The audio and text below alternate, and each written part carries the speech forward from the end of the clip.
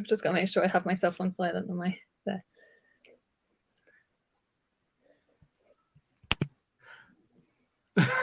I mean, I'm being told that we've gone live and we've been live for 13 seconds, but nothing. Hello. If you can see us live, can you see us live? Comment, Jennifer, if you can see if we're live. Because you might be the only person in here. But that's okay with us. You can just join us for our little, whatever this is going to be, our Christmas cracker. Yeah. Can you see us, Jennifer? Comment. Well, I can see us, so. You can see us. Oh, yay. There we are. There we go. They're just lagging behind a bit. So, yeah. I suppose we should say hello once I've managed to situate myself in the centre here. Hey, everyone. My name is Charlie, and this is Charlie. Which is Charlie? How do we show Charlie? That way. That is Charlie. And today we have the final installment of our Charlie and Charlie's Christmas Cracker, which we have been running since December. It has seen us both go through various stages of illness and stress, and we've finally made it. What have we got in store for them tonight, Charlie? We've got our usual jokes. We've got instead of our like the picks where we do our book picks of the one hate, one love, and one hate, two loves. two likes and one dislike is what we did. Yeah, but this time, you guys, it's going to be movies, and so Christmas movies. So yeah, watch out for that one. And then we've got like a kind of tag thing with characters, which I don't even know what's happening there yet. Yeah, that's fine. And then we've got a quiz where we can all join. Everyone can join now if you want to. A quick fire Christmas kind of thing. Thoughts on the books we read last week, and just a natter, really. Yeah, and you're going to get to hear all of the sounds of my house when people are in it. Hopefully some Sally. We're currently in my father's bedroom, so if he wants to go to bed, we've got... My joke, Jennifer, is rubbish. I'm going to tell you now, Jennifer. My joke is rubbish because I've run out of dirty jokes, and I deliberately didn't want to pick any dirty jokes this week because I didn't know who's watching. Run out of dirty jokes. She specifically chose not to read a dirty joke in case there were children around. Well, you don't know, do you? So you forget my mother had me watching Midsummer Murders and Peak Practice from about the age of 4. I have always been corrupt. We say hello to people on the live stream. So we've got Jennifer, we got Jem, we got Em. So hello, lovely. We've got all the usual suspects, apparently. All my faves. Very kind of you. Obviously, apart from you yourself. Right. So, do you want to do? So, shall I just? What should we do about the joke? Shall we? Oh, I'll just do mine because it's. No. I'm scared now. I reckon yours is going to be beat me. I'm going to go first. Okay, then that's fine. I'll get. Shall I do? Right. I've got to remember mine. I can't look at my phone. Sorry. I can't look at my phone, so I've got to remember mine. No, I can't remember mine. I'm going to have to read it, so I won't be able to see your comments. So okay. I'll just check. It's not dirty. I've run out of. No, Jem, I promise you, I didn't. Well, it was tricky because the dirty, they are really, really dirty. And I thought, well, if it's a live one, I didn't want to like upset anybody. Normally, as well, if it's really, really bad, then I can edit stuff. So, but there's no editing here. This is just all Charlie. Yes, that's where we have a problem is the lack of editing because we have been known to go on for 5 hours before. Yeah, that's what we're going to just get on with it. So I'll have a look and see if I can find my question. Hold a minute. I've just got to go down to not my question. It's not a question, is it? No, it's a joke. Yeah, well, it does feel like a question. So, right, this isn't a proper joke. Bear in mind, bear with me, okay, people. It's a joke, but it's not a joke. Right, it's a story. I'm telling a story. This is what we're doing. We're just telling a story. Okay. So just bear with me with the story, okay? It's not Christmassy. Don't, Charlie. I can't look at your face. Seriously. Right, I've got to just try and say it. Right. No. The Pope asked The Pope asked his chauffeur driver if he could drive the limo because he never gets to drive anymore. Well, the chauffeur driver couldn't say no to the Pope, so he let him. Well, the Pope starts flying down the highway and gets pulled over. The cop has him roll down the window and realizes it's the Pope and says, "Wait a minute." Calls his boss and he says, "Hey, I pulled over someone really important. What should I do?" Boss says, "Well, is it our congressman?" "No." Well, is it the governor? No. Well, who is it? The president? Boss, I don't know, but the Pope is his chauffeur. There you go. Do you get it? Do you No, not get it? I like it. Okay, I'm sorry. That's just terrible. I don't get it. You get it because it's he said the Pope is his chauffeur. I don't think I've told it right. I really don't get it at all. Sorry. I know it's really bad, but that's all I got. I'm sorry. I'll let you down, guys. I'm sorry. I really don't get it at all. It's because he says it's the Pope's the chauffeur because the Pope's driving him. So the police is pulling him over, and he's. I'm not explaining it if it's not. It's fine. Okay, you'll have to send it to me so I can read it later because we have to remember I'm from the north. It takes us a while to get things up here. I know it's not my best, Jennifer, but I didn't get it. I don't know what could I do. I mean, struggling. To be fair, your joke last week, as we haven't told people yet, did help me win that round at work when it came to coming up with the best Christmas joke. So I was struggling this week. Feel for me. Anyway, go Charlie, go Charlie. Let's forget that one. Okay, well, I went for a properly awful Christmas cracker joke this week. You know, proper dad sort of humour. I want it. You know, just because I'm the child of a shepherd, so I went with this one. What is a ram's favourite Christmas song? What's a ram's favourite Christmas song? All I Want for Christmas Is You. I like that. That's good. EWE. No, I like it. Yeah. The only other one I had was about Santa's black belt, but we're not. Okay, let's hear about Santa's. No, I want to forget all the. No, let's hear Santa's black belt in the hope. No. Go on. People want to know about Santa's black belt. I know it is. I'm sorry. Right, let's just move on. No, let's hear about Santa's black belt. No, I don't know. Fine. She can't be peer pressured. It's not fun. No, it's not. Right, so should we do our movie one? The hate. So what we're doing is the one hate, one not watched, and one loved. So you guys can join in. One like, one I haven't watched, and one I hate. Christmas movies. Right. You guys can help me. Okay, so everyone in the comments has to guess which film we like, which film we haven't watched, and which film we hate. Yes? Yes, that's right. Okay. Do you want to go first? I'll go back to my notes again because I've got everything on my notes. Okay. Right. There we go. The problem is I need like 3 different things. You can carry on. You can just keep talking to them, say hi, like all this stuff. Oh. Where are we? I don't know who I'm supposed to say hello to. Everybody's here. I can see them commenting. But I can't see anybody commenting unless I look on my phone. Oh, I see. Right. Okay. I've got it. I understand now. I'm not technological. I don't understand why we can't see it on here. Is it? Or do I see it? I can see it on here. Maybe I can. Oh, I see. It's on the comments. I'm so stupid. I've literally just. Okay. Right. Right.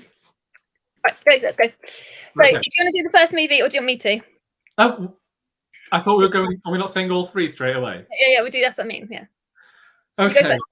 So I have All Dogs Christmas Carol, Scrooged with Bill Murray, and A Christmas Carol with Jim Carrey. I just went with various Christmas Carol adaptations. Right, so say that again. You've got who? All Dogs Christmas Carol. All Dogs Christmas Carol. I'm sure that's what it's called. Scrooged and A Christmas Carol with Jim Carrey. Okay. No, I feel like I've. Oh, so do you want me to say my ones first? Because then say yours, so we can give people time to guess in the comments. Okay, right.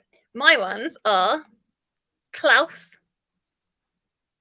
Jingle All the Way, and National Lampoon's Christmas Vacation. Oh, blooming heck. Oh.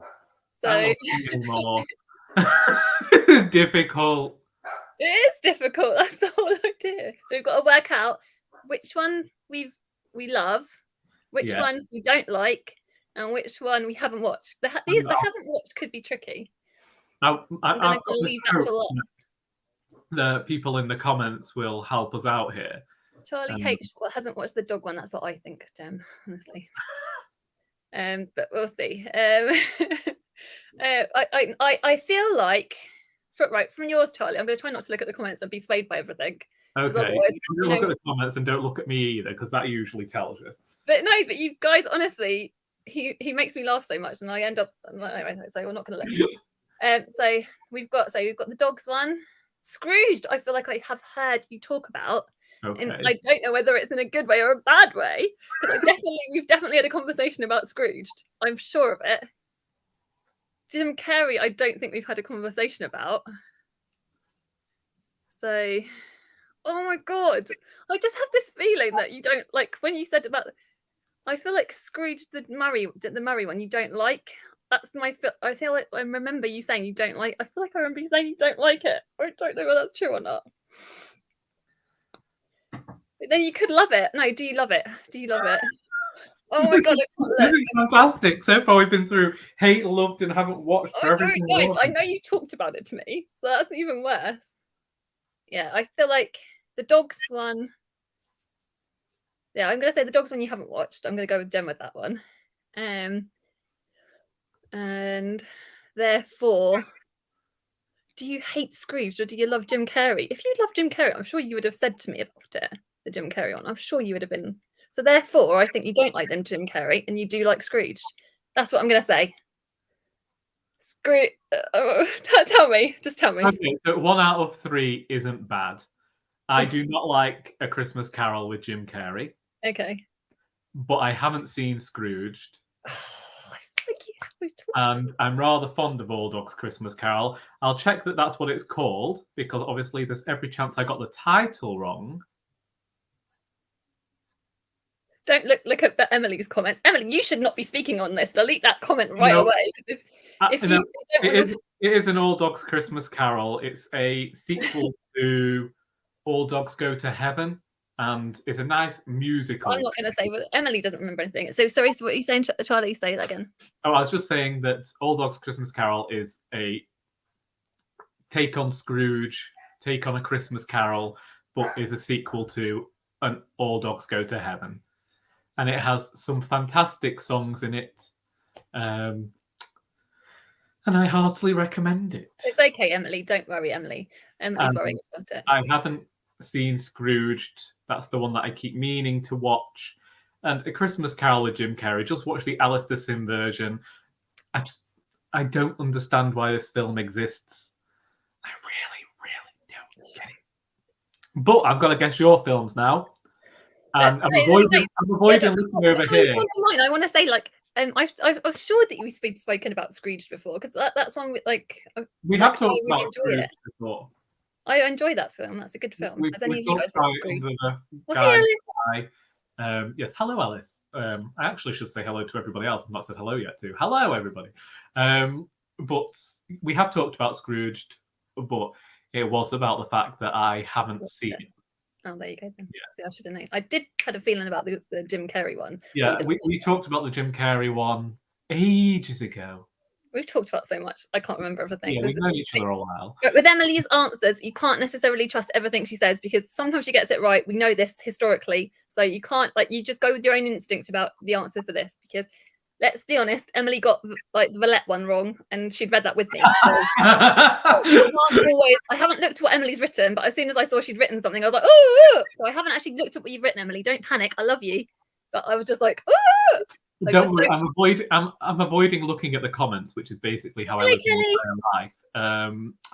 So your films were Klaus, Jingle All the Way, and National Lampoon's Christmas Vacation, yes? Yes, that's correct. Okay. Can I go with... Oh, this is difficult.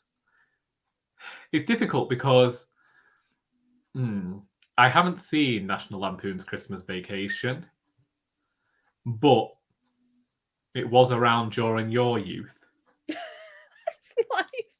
Just tell me, why don't you? It's like me in the stomach. With the... But oh, right. I'll give my reasonings after, but I'm going to say you liked Klaus. You haven't. No. Oh wait, that would change things. Oh, that would change things. Oh. I forgot you haven't seen. Okay, let's just see. You liked Klaus. From the 70s, Gem. You liked Klaus. You didn't like Jingle All the Way, and you haven't seen National Lampoon's Christmas Vacation. I hate you so much. You've got all three right. Really? Yes. Okay. Because I've never seen, like, everyone goes on about the bloody National Lampoons. I've never seen it. Like, I don't think that there's loads of movies. So there are a series of movies, aren't they, people? But I've never ever watched anything National Lampoons ever. Jingle All the Way, just, you were right, Jem. I don't like. I obviously watched it. I must have enjoyed it when I watched it in the cinema with Richard. So I must have. I do feel like I must have enjoyed it when I That's first. one with Arnold Schwarzenegger, isn't it? Yeah, but See, I don't know liked it why. as a child, Yeah, but when I rewatched it as an adult, I didn't care for it. yeah, I don't know. I think we've rewatched it too many times. Richard maybe just loves it so much, and I just don't like it. And every time he wants to try and put it on, I'm like, oh no. Sorry, Rich. Oh, one right. What did Emily say? What did Emily say? I haven't seen what Emily's answers were She said before. that she got them all wrong. So Emily said, Emily's ones, Charlie B, I know you liked the last one.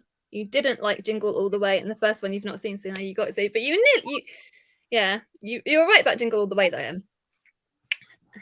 So. Well, there we go. Yep.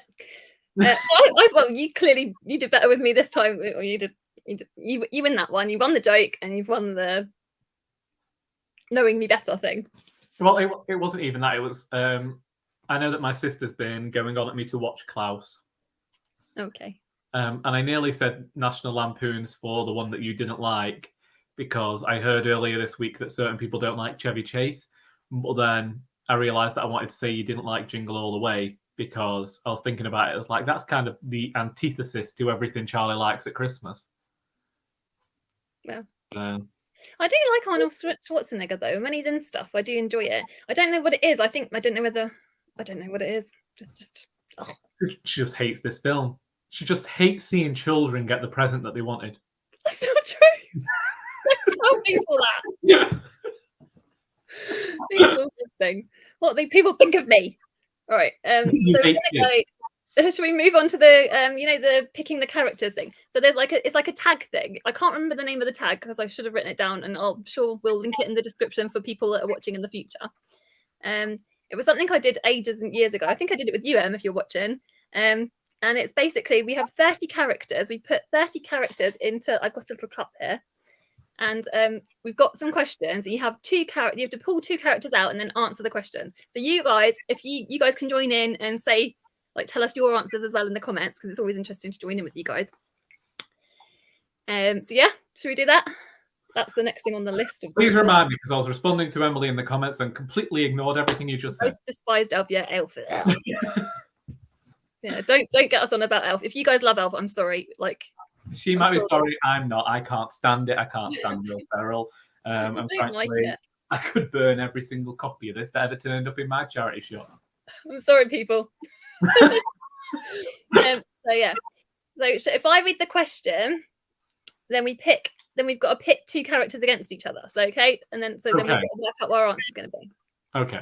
Okay, you right? So we'll go with the first one and warm you guys up, and you guys can tell us your answers as well. So you only have one more spot on your spelling bee team. Who would you pick to complete your team? So I'm going to put my hand into the cup, pick 2 characters out, and then it's a good chance to talk about some characters that we read. A lot of you guys are watching, like Jem and Alice and Emily. Some of you guys might have, and Alice might have read. Oh, hey, Brian. Charlie H smells like beef and cheese. What is that? I don't know. We love you, Brian. Brian's. So I've got 2 characters I've picked out the hat. One book from books we read, books you guys will probably be familiar with, and we've got to answer the question, like I said. So the question is, you have one more spot on your spelling to be team. Who would you pick to complete your team? So we've got William Trundle. Oh, William Trundle. From the Christmasaurus. Or, you guys, Marion Graves from Great Circle. So who would you pick for your spelling bee team? Would you want Marion Graves from Great Circle, or would you want William Trundle from Christmasaurus? I've already got my answer. I do like both of these characters, I'm going to say.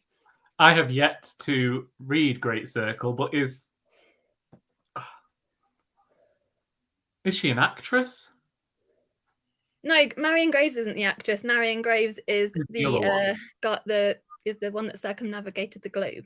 So Oh, she is I love Marion. You guys watching, I know quite a lot of you guys love Marion. So yeah, Marion Graves, exactly. That's my answer. I'm picking Marion Graves. oh, I was going to I pick do love William. William as well, though.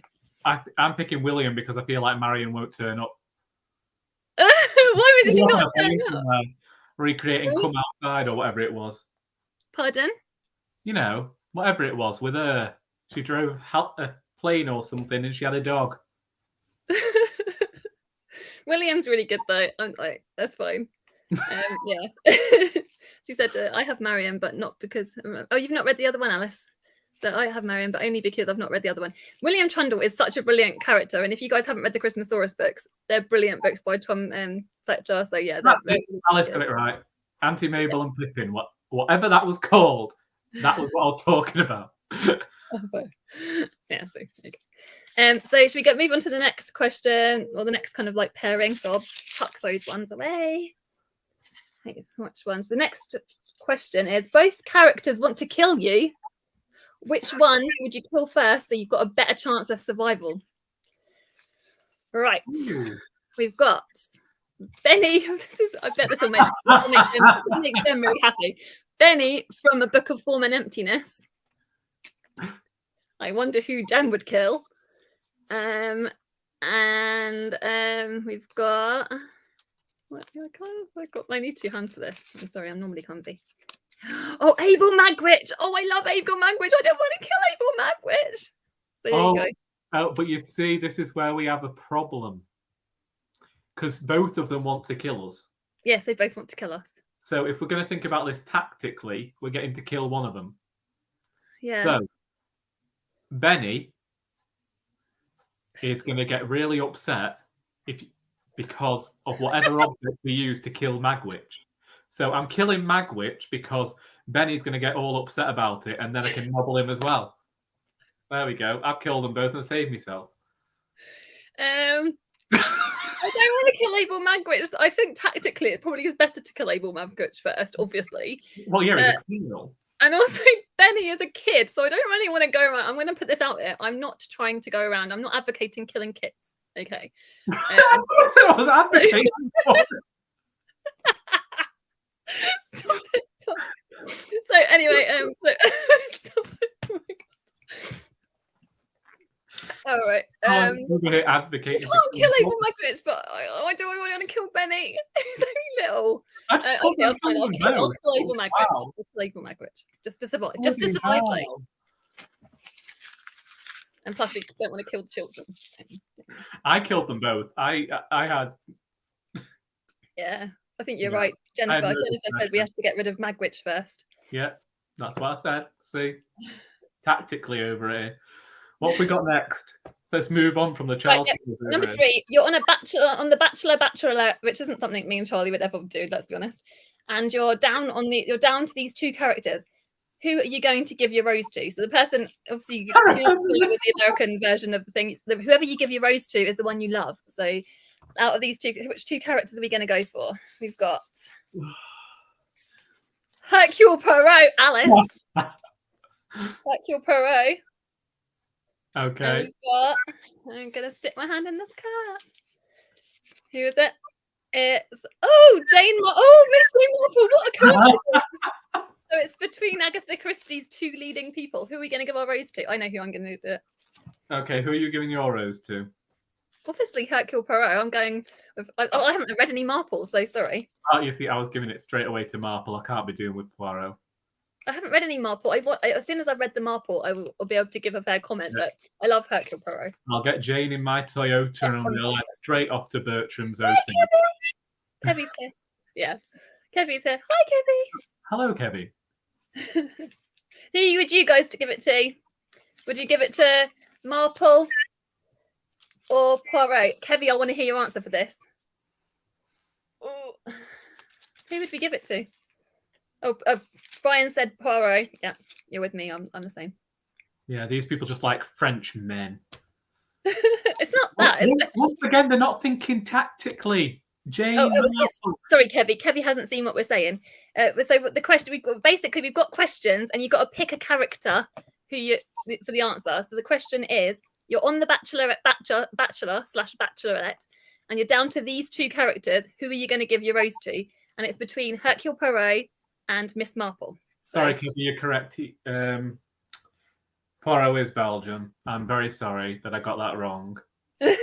Kevy knows all this stuff. Yeah. Poirot is Belgian. I'm still not giving a rose to Poirot. I'm giving it to Jane. One reason that stands out above them all is the fact that she's elderly and she's rich. So she's going to cark it within the next 10 years. I'm going to pocket the money, and then I'm going to tour the world. Ta-ra, Brian. So, yeah. And if I pick Poirot up on the way, well done to me. I'll get his money as well. Well, fair enough. You can't argue with that, can you? Kevy said that she'd pick Jane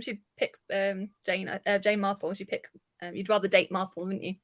Which I can understand. I don't know. I need to. I don't feel like Poirot was always elderly. Sorry. I don't feel like Poirot was always elderly. Yeah. But you know, next question. You'd have to cope with the moustache too, and that's going to tickle. I don't. But he can get rid of that. I love Poirot. I love Poirot. Poirot was never going to get rid of his moustache, and he's a bit too finicky for me. And I like wool. Jane will knit me a sweater. You know, I don't know enough about Marple. I am really thinking about these too much, Charlie. You picked the wrong one. It's so funny. Out of there was 30 names in here. So the fact that we picked Marple and Poirot next to each other when they're completely jumbled, seriously, that's crazy. Anyway, question number 4. You've been chosen for the Hunger Games. This is slightly dated. I'm sorry if anyone is offended by the Hunger Games. Who would you most? No, you have been chosen for the Hunger Games. Who would most likely volunteer in your place? So we've got the two names. We've got. Oh fuck me, Ray from The Exhibitionist. This is a book that was on the Women's Prize. I don't know how many of you guys that are watching read any of the books from the Women's Prize, but we've got some thoughts about this. We'll tell you about it in a second. So, and then we've got.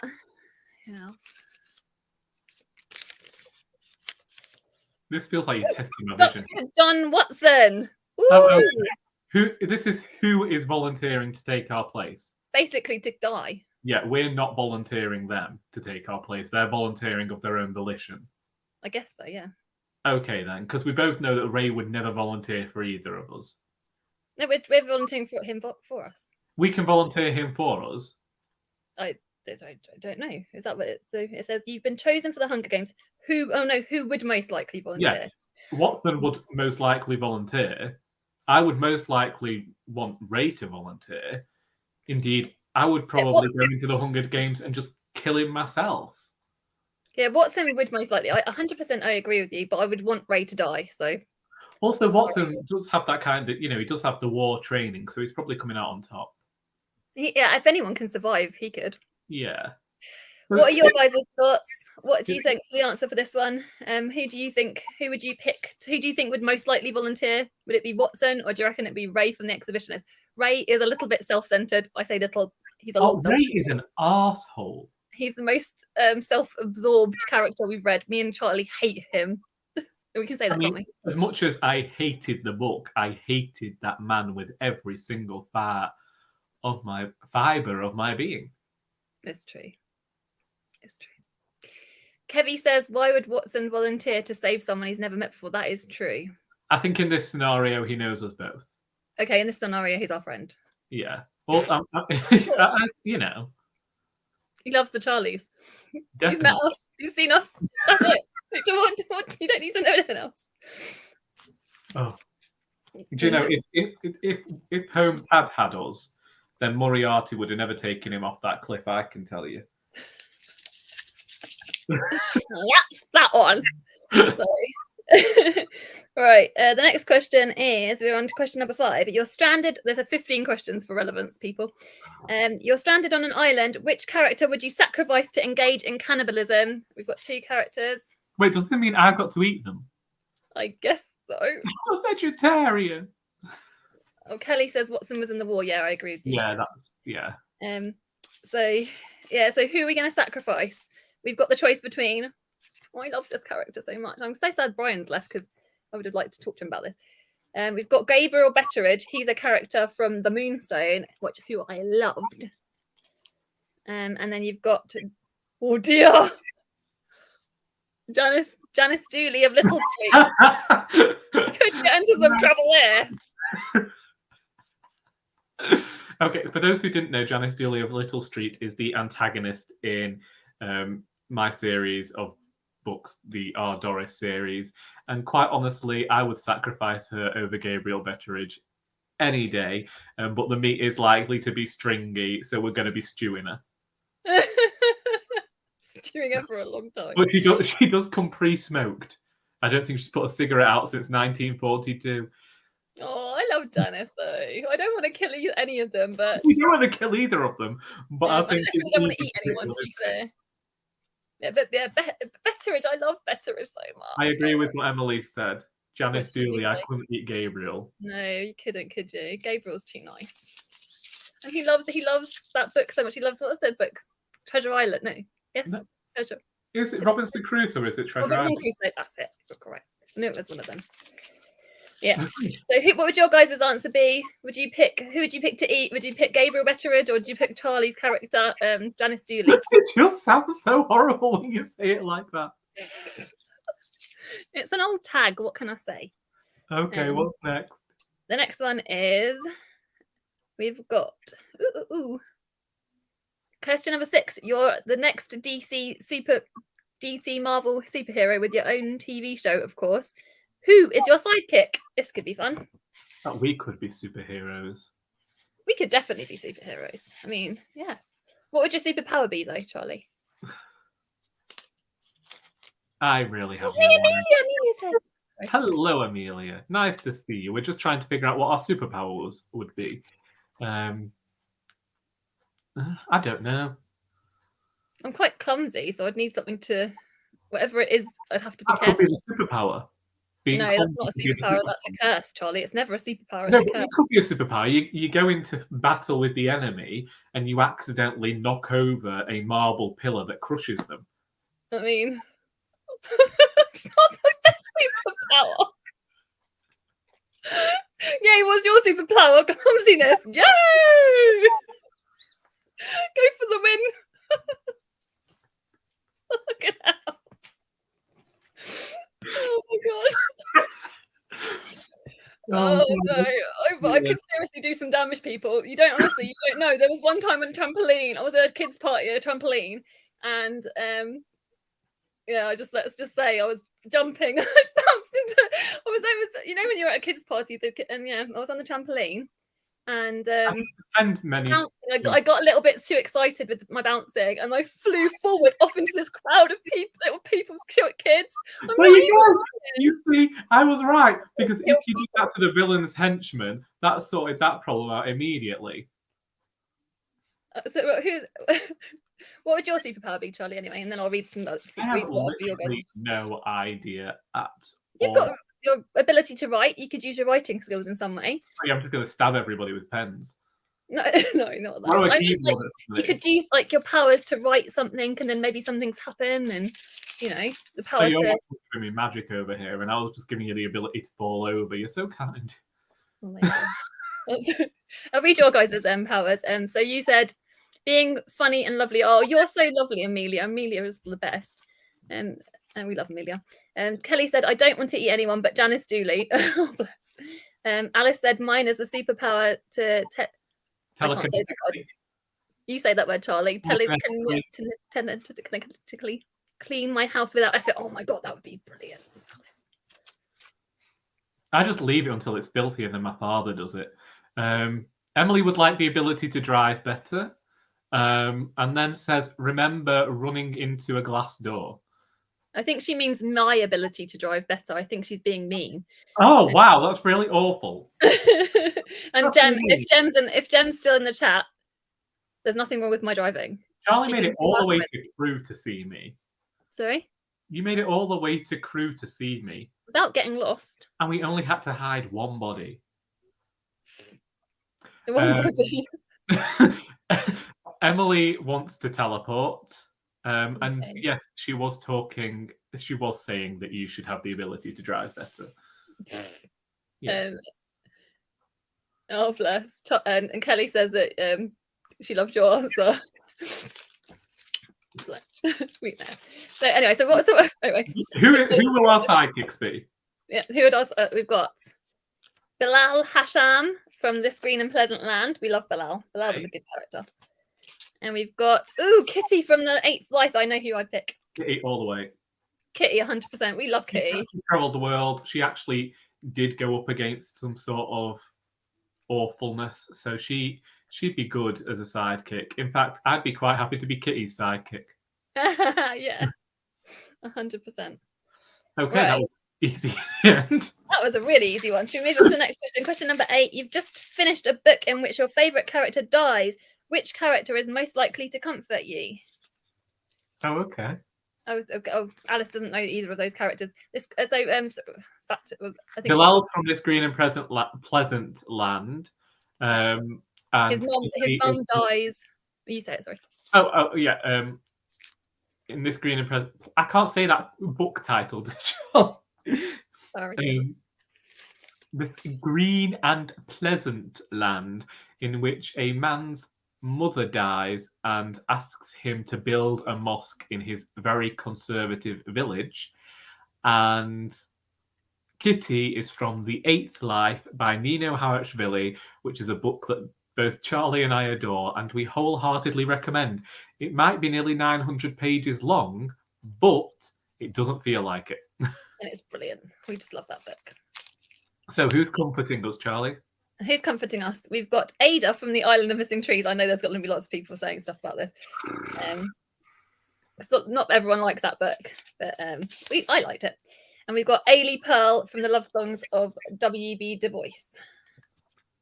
Right. So I feel like I know the answer. I feel like I'm just going to go and hire a therapist because I don't think either of them is going to help us.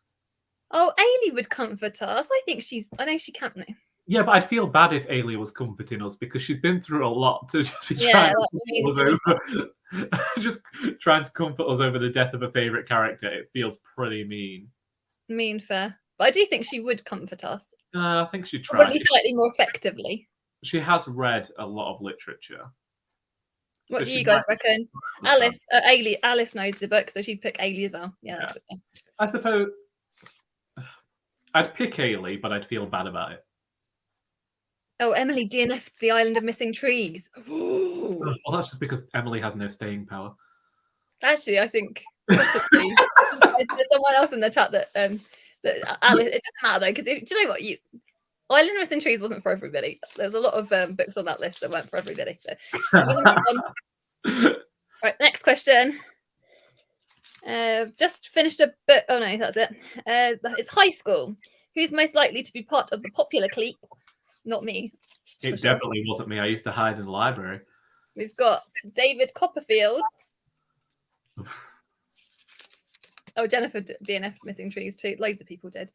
And Iris from The Maps of Our Spectacular Bodies. I loved Iris. Yeah, it's definitely going to be. Oh wait, I feel like it would be Iris.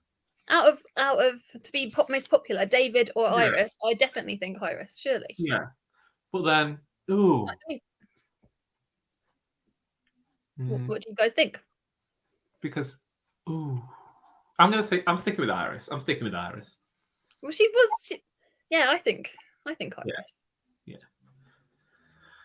Well, that was. I mean, David Copperfield was very, very clever. But he's kind of like he didn't really mind you, I guess. David Copperfield still annoys me. I'm still not over the fact that he didn't go off and open a B&B with Steerforth. Still, just every time. They loved each other so much. Alice said neither of them. Alice said neither on particularly the top most popular. Yeah. I would agree with you for that, Alice. Alice is entirely right. Yeah. We'll move on to the next one then. The day has arrived. You're finally a year older. Who would have the nerve to forget your birthday? Oh. My mother. So that's that one.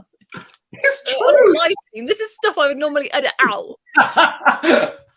People. I've got so who's gonna forget our birthday? We've got Richard Paul from Something. Death in Paradise series. Okay. It was a book. It was a book first. Well, no, it wasn't a book first. It was. It wasn't a book first, but it was yeah. a book second. And we've got Lucy Barton from the what you call the series? The Amgash series. Yeah, Amgash series. Yeah. Who's most likely to forget your birthday? Richard Paul. Yeah, I agree with that. Yeah.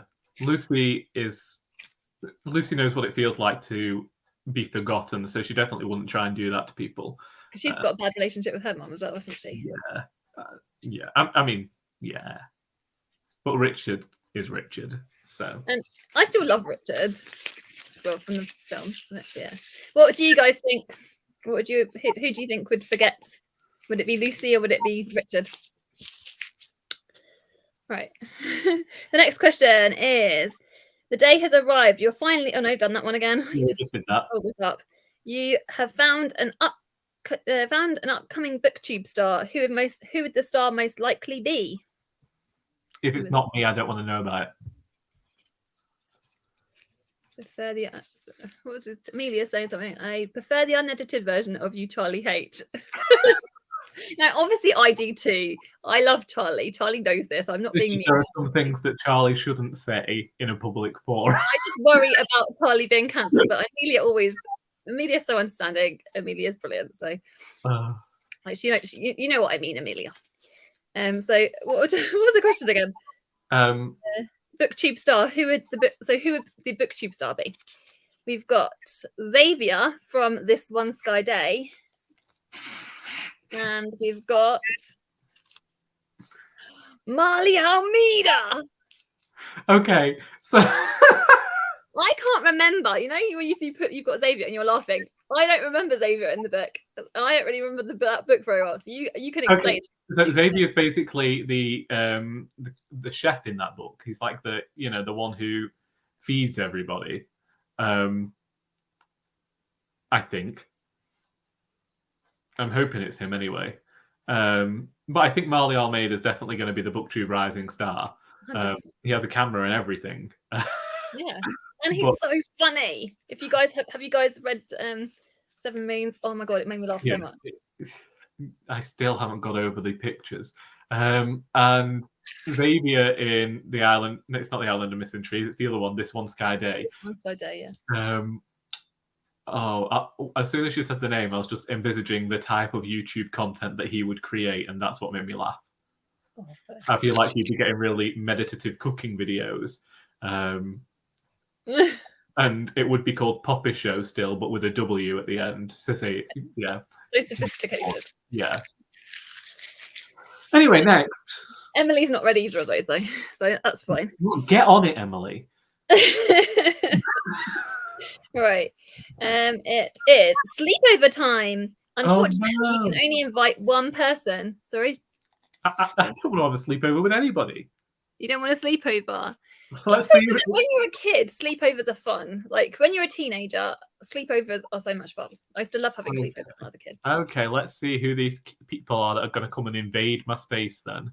You've got Ash from Frost Heart. That would be fun. Oh. Come on, what's next?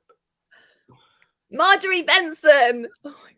Okay, I'm just. Marjorie is from Miss Benson's Beetle. For those of you. Yeah, straight away, I'm inviting Marjorie Benson because there is something incredibly pervy about inviting a child to your house. You were gonna say that. So yeah, we're inviting Marjorie. Marjorie would. I'm gonna paedophilia aside, perviness aside. No, I don't say paedophilia. I just be quiet, Charlie. Oh my god! No, what I mean is, what I mean is, shut up, Charlie. I mean, like we don't endorse any nasty behaviour. Anyway, how did you make it? You have to edit me. It's me that needs editing. Marjorie Benson is who I'd pick. Shut up. Okay, what's next? Let's move on really quickly. Right. Oh god, my face is like 10 shades red. Bloody hell. No, what I mean is, Oh, I'm just gonna thank dig you, a hole. Kelly. To our Chuck. Who's going? Oh, bye, Kelly. Oh, thanks for coming. Next question. Yeah. Bam, you're pregnant. Who's the father / the mother? It's just like going from one thing to the next. Oh my god, darling. Oh, I'm gonna die. I'm getting all hot. Please help me, people. Okay. Who have we got? We've got. Oh my god, Charlie. Bilbo Baggins. Just a small field adventure. Oh my god, and Evie.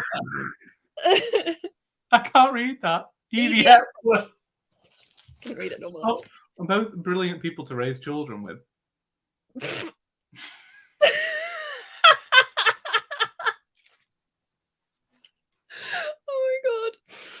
Oh my god.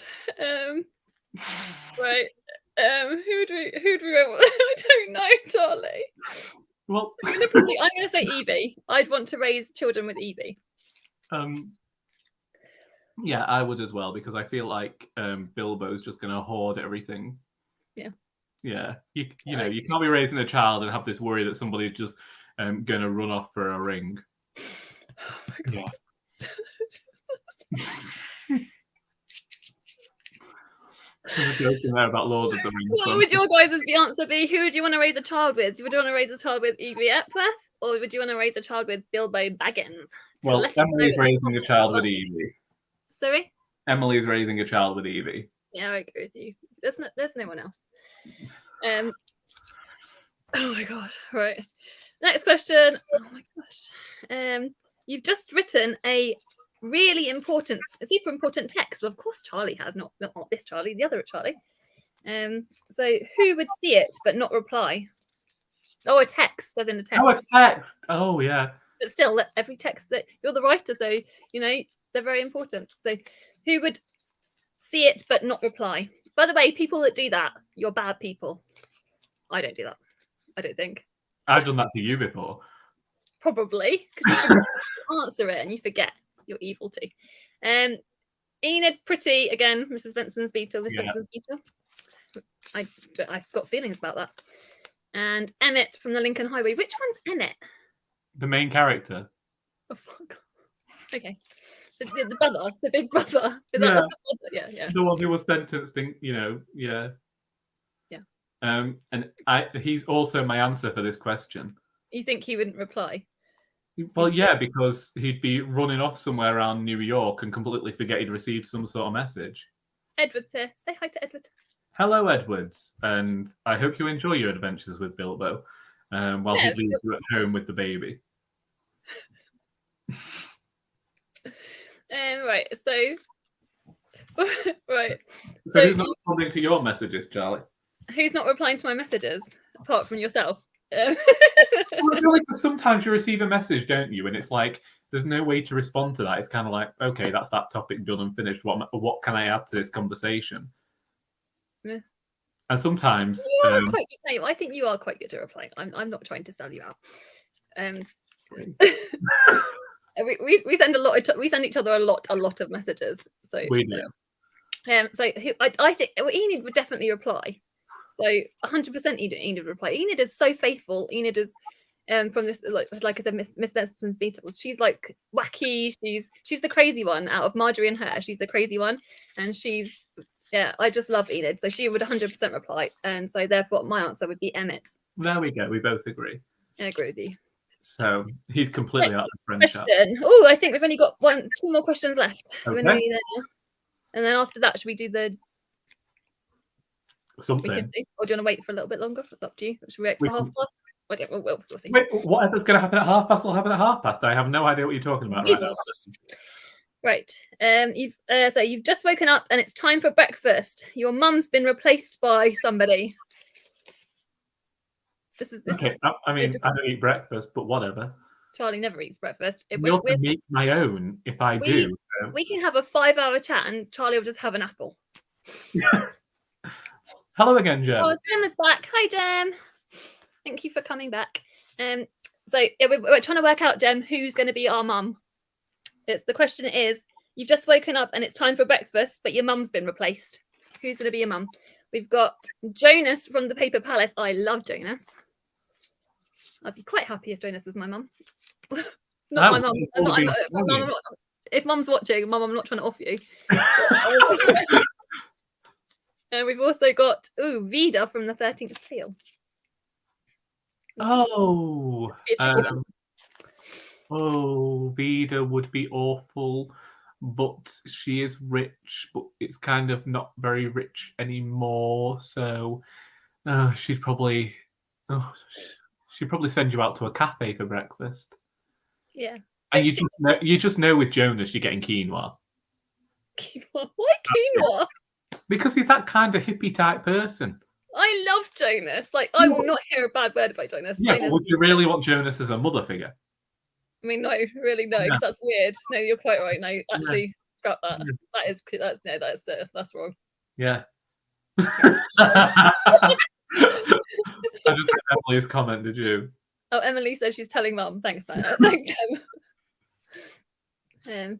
It's going to have to be Jonas. I haven't read the 13th Tale. Don't tell anyone. Well, the 13th Tale, is that on your list of books for the year? That they've got Gem's part of the FOMO book club, and I'm fairly certain. Are they reading the FOMO book club reading the 13th Tale this year, or am I wrong? Well, if they're reading it this year, she's going to struggle. There's only 9 days left. What? There's only 9 days of the year left. No, it's for the year. Over the course of the year, they've got a book club running over the next year, not this year, I think. Okay. Yeah, and so everyone should go and check out their channels and go and check out their FOMO book club, because I think that's going to be one of the books. So yeah. Okay. Well, I love the 13th Tale. I was going to love it. That makes sense. When Jem says academic year, that makes sense to me. I understand what she's saying. You should be able to translate me anyway. Okay. I speak Italian, not Charlie. You do speak Charlie. That's not true. Anyway, I'll pick Vida. Okay. Yeah. I'll pick Vida as well, because it would be too pervy if I picked Jonas. You can pick Jonas if you want him, but still. No, it's too. I love Jonas, but because I love him, probably not in the right way. That would be creepy. Right. Moving on. Last set of people. This is the very last set of people. That was the last set. I'm sure we missed one. Have we missed one? Have I missed one? We might have missed one. People. Have I missed one? I'm sure I've got Marvel. We're on an island. So 1 was the Spelling Bee. 2, Someone Wants to Kill You. Bachelorette. Hunger Games. Island. DC. Marvel. Manager. Oh, there's one I missed. I've got it. You're a manager. This is how you can tell this is a slightly dated tag. Okay. You're a manager of an avocado admiring company.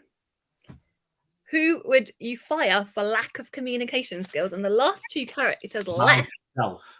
I don't want to work there. You don't want to work there. I don't want to work at an avocado place. But you might, some people love avocados and might want tell me who I can sack. We've got True from Patsy, which we both love True, don't we?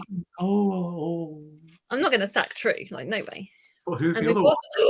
And we've got Jam from Pet. How are you doing? No, I'm sacking myself. That's it. I'm sacking myself. We resigned. Sorry? We resigned. I'm making True the manager. Jan can do the job. And I'll go on a sabbatical. I can't imagine either of those working in an avocado factory, to be fair. No. But we wouldn't sack them anyway, because we love either of them. Right. Well, you might actually legally have to sack them because we could be breaking child labour laws.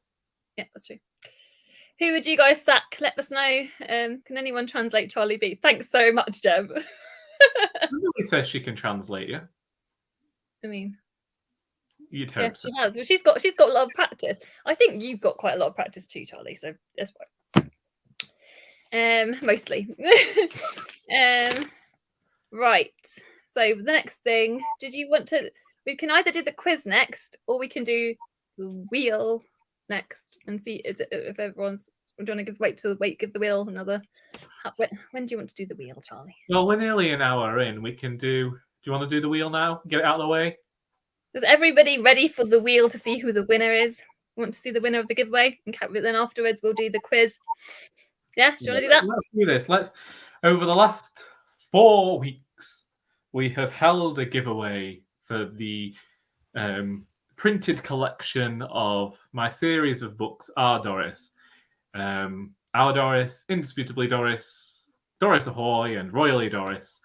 And people have had the chance to enter on every single one of our Charlie and Charlie Christmas Cracker videos. Therefore, we're going to choose a winner now. Are you ready, people? I've got it on my phone. There we go. If no one sending me any rude messages in case Jem, I'm looking at you. Right, I'm pressing the spin button. Oh, I should do it here, really, shouldn't I? So you guys can see. But we can't read it, Charlie. Okay, go on. Let's try. Scan it. But you'll be able to read it when the name comes. There's a ton of eye tests over here, Charlie. Okay, what's this? I can't even see who's won. Neither can I. It will say Fraser. There we go. Canada. I don't even know whether the crates. Fraser's here. Fraser from Springboard thought Fraser had won. There we go. Sorted. If Fraser sends me his address, we will get message Fraser later to him. Yes, because I don't know what time it is in Canada. I don't even know whether the time's correct. Should we write it? Can we write stuff in the chat? I can write stuff. Can you write? Where do you write stuff? We'll let Fraser know, Charlie. It's fine. There is now video evidence that Fraser won. There are 9 people in the chat who've seen us announce that Fraser has won. If you receive some books now, we got some problems. Charlie will definitely get cancelled then, and he'll have to hide from the internet. Alcoholic by 9, dead by 12. Thank you, everybody that watched and commented on the videos and joined in every week, because you guys have been you guys have been amazing. Like, seriously, honestly, the comments you guys have left has been like, honestly, they've been making my week. So the weeks that we've been doing them, obviously. Right. So should we do a quiz then? We're going to go on to the quiz. Yeah, let's do this quiz. Let's ask Charlie some more questions. There's an ultimate quiz. I think it says an ultimate quiz trivia questions. So I'll say it. Okay, it says accept. Okay. We'll all be doing it together. I've got it on my phone, and then I'll ask the questions. You guys can say your answers as well. And then, yeah. Okay. Let's start. Please let this work. All right. I'm not very good at it. It says start, but is that the right? Sorry, you're going to have to give me a second. I can't see it. Oh, here we go. Oh, it's multi-choice, people. Okay. Which author wrote the 1960 novel To Kill a Mockingbird? I know the answer. We all know this. Surely you guys all know this. I definitely know this. We've got Arthur Haley, Alan Drury, Harper Lee, or Edwin O'Connor. You guys can say your answers. Type your answers below. Who wrote To Kill a Mockingbird, the 1960 novel? Jem's got it right. Yeah, Jem's got it right. We should give him a second before we say that. Okay, well, I didn't think of that before I said it. I'll try harder next time. Emily thinks it's somebody called Easy, so... Oh, there we go. Emily's got it right now. Finally, we had to win. Oh, yeah, you guys are all writing it right. It's Harper Lee. That was quite easy. You're all smart people. It was Harper Lee. Okay, slightly harder one. Which book won the 2020 Pulitzer Prize in the fiction category? I'm not 100% sure on this. I think I know. I might know. Is the choice between The Overstory? No, I don't know. The Nickel Boys, The Underground Railroad, and The Goldfinch. I feel like shall I tell you? I haven't actually clicked on it, but okay. I have an idea. So you say yours, and I'll say mine. I think it's The Underground Railroad, isn't it? It was The Nickel Boys. I thought it was one of those two. Oh, I don't know. I can't remember which one was earlier and which one was later. Was Nickel Boys later? I don't know. 2020 was the year that I was reading all that Mantel and Backlist books. You know, there was a pandemic going on. I wasn't thinking about playing. Jem thinks it's The Goldfinch. Em thinks it's The Nickel Boys. Goldfinch was out in 2015, though, Jem. Yeah, that was earlier. That's what I thought. I thought The Goldfinch was a bit earlier. I'm sticking Nickel Boys. It probably is The Nickel Boys. I knew it was definitely one of those two. I'm going to. So I'll put the thing in. Honestly. Oh, it's not going to tell me till after. Till after what? So after the quiz is done, I'll Google it in a minute. That's it. I need to get another window open. In a sec. Charlie, you Google it because you help us. You've got to get your phone. You've got your phone. You check on your phone. Otherwise, it's not going to check. What year was it? 2020. Yeah, 2020. I'm fairly certain it's the Nickel Boys. Now you're saying it's the Nickel Boys. It is the Nickel Boys. Yay! It's on my phone, but it's definitely there. Right. Alice in Wonderland was written under the pen name of Lewis Carroll. What was the author's real name? So, people, what was the author's real name? Is it Charles Dodgson, Eric Peterson, Charlie Dane? You're going to have to Google this in a second, Charlie, as well. And Daniel Peters. I do not know the answer to this. I believe it's the first one. Is it Charles? You think it's Charles Dodgson? I have not got a clue. I'll go with you for that. Alice, do you know this one? Oh yeah, Alice. Alice in Wonderland was written under the pseudonym of Lewis Carroll. Alice has actually told us that already. Yeah, Alice will know this one. Yeah. So there we go. There we go. I was right. Alice was right. Regular people were right. Jennifer was. And I didn't fucking know it. There's a question here that I'm not even. I will still read it. I'm going to read it. I'm going to still read it, Charlie. Okay. Harry Potter and the Philosopher's Stone, the first book in the Harry Potter series, goes in by the US. By which name in the US? Well, we all know that. I don't know a single person that won't know the answer to this. We know it's the multiple choice answers, however, are Harry Potter and the Magical Feast, Harry Potter and the Emperor's Gem, Harry Potter and the Sorcerer's Stone, or Harry Potter and the Wizard's Secret. It's Sorcerer's Stone, and I should say well done. That's the first time we've mentioned that book on this channel since 2020. So well done. Yes. Sorry. I'm sorry. It's fine. Let's move on. Let's move on. Question number 5. In which language was the first book in the Stieg Larsson series, Millennium series, The Girl with the Dragon Tattoo? I feel like I know this. Is it Nordic? It's between English, Swedish, Finnish, and Danish. I think is it Swedish? I don't know then, because I just said Nordic, and that's a flaming. It's either Swedish or Finnish, I would say, isn't it? Yeah. Okay, Swedish. You Google, Charlie. I'll say Swedish. I'll say Swedish. I say Swedish as well. That's what I was saying. Everyone gets to see that I'm actually blind now. You know, sorry. Specsavers keep sending me messages, and I keep saying, "Do you know what, love? I'll get to you when I get to you." Swedish crime novels. So yes, thank you. We got it right, people. We do so well. We're doing so well. I have that then. I actually knew an answer. That's good. What's the name? And this is question number 6. What's the name in the second volume in the? What is the name of the second volume in the series The Lord of the Rings? I know this. I don't even know this freaking series. The Lord of the Rings. Anyway, the choices are The Two Towers, The Hobbit, The Return of the King, and The Fellowship of the Ring. It's The Two Towers, Charlie. Sorry? It's The Two Towers, Charlie.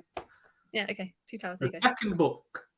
Thank you, Jem. Thank you, Edward. Hold on.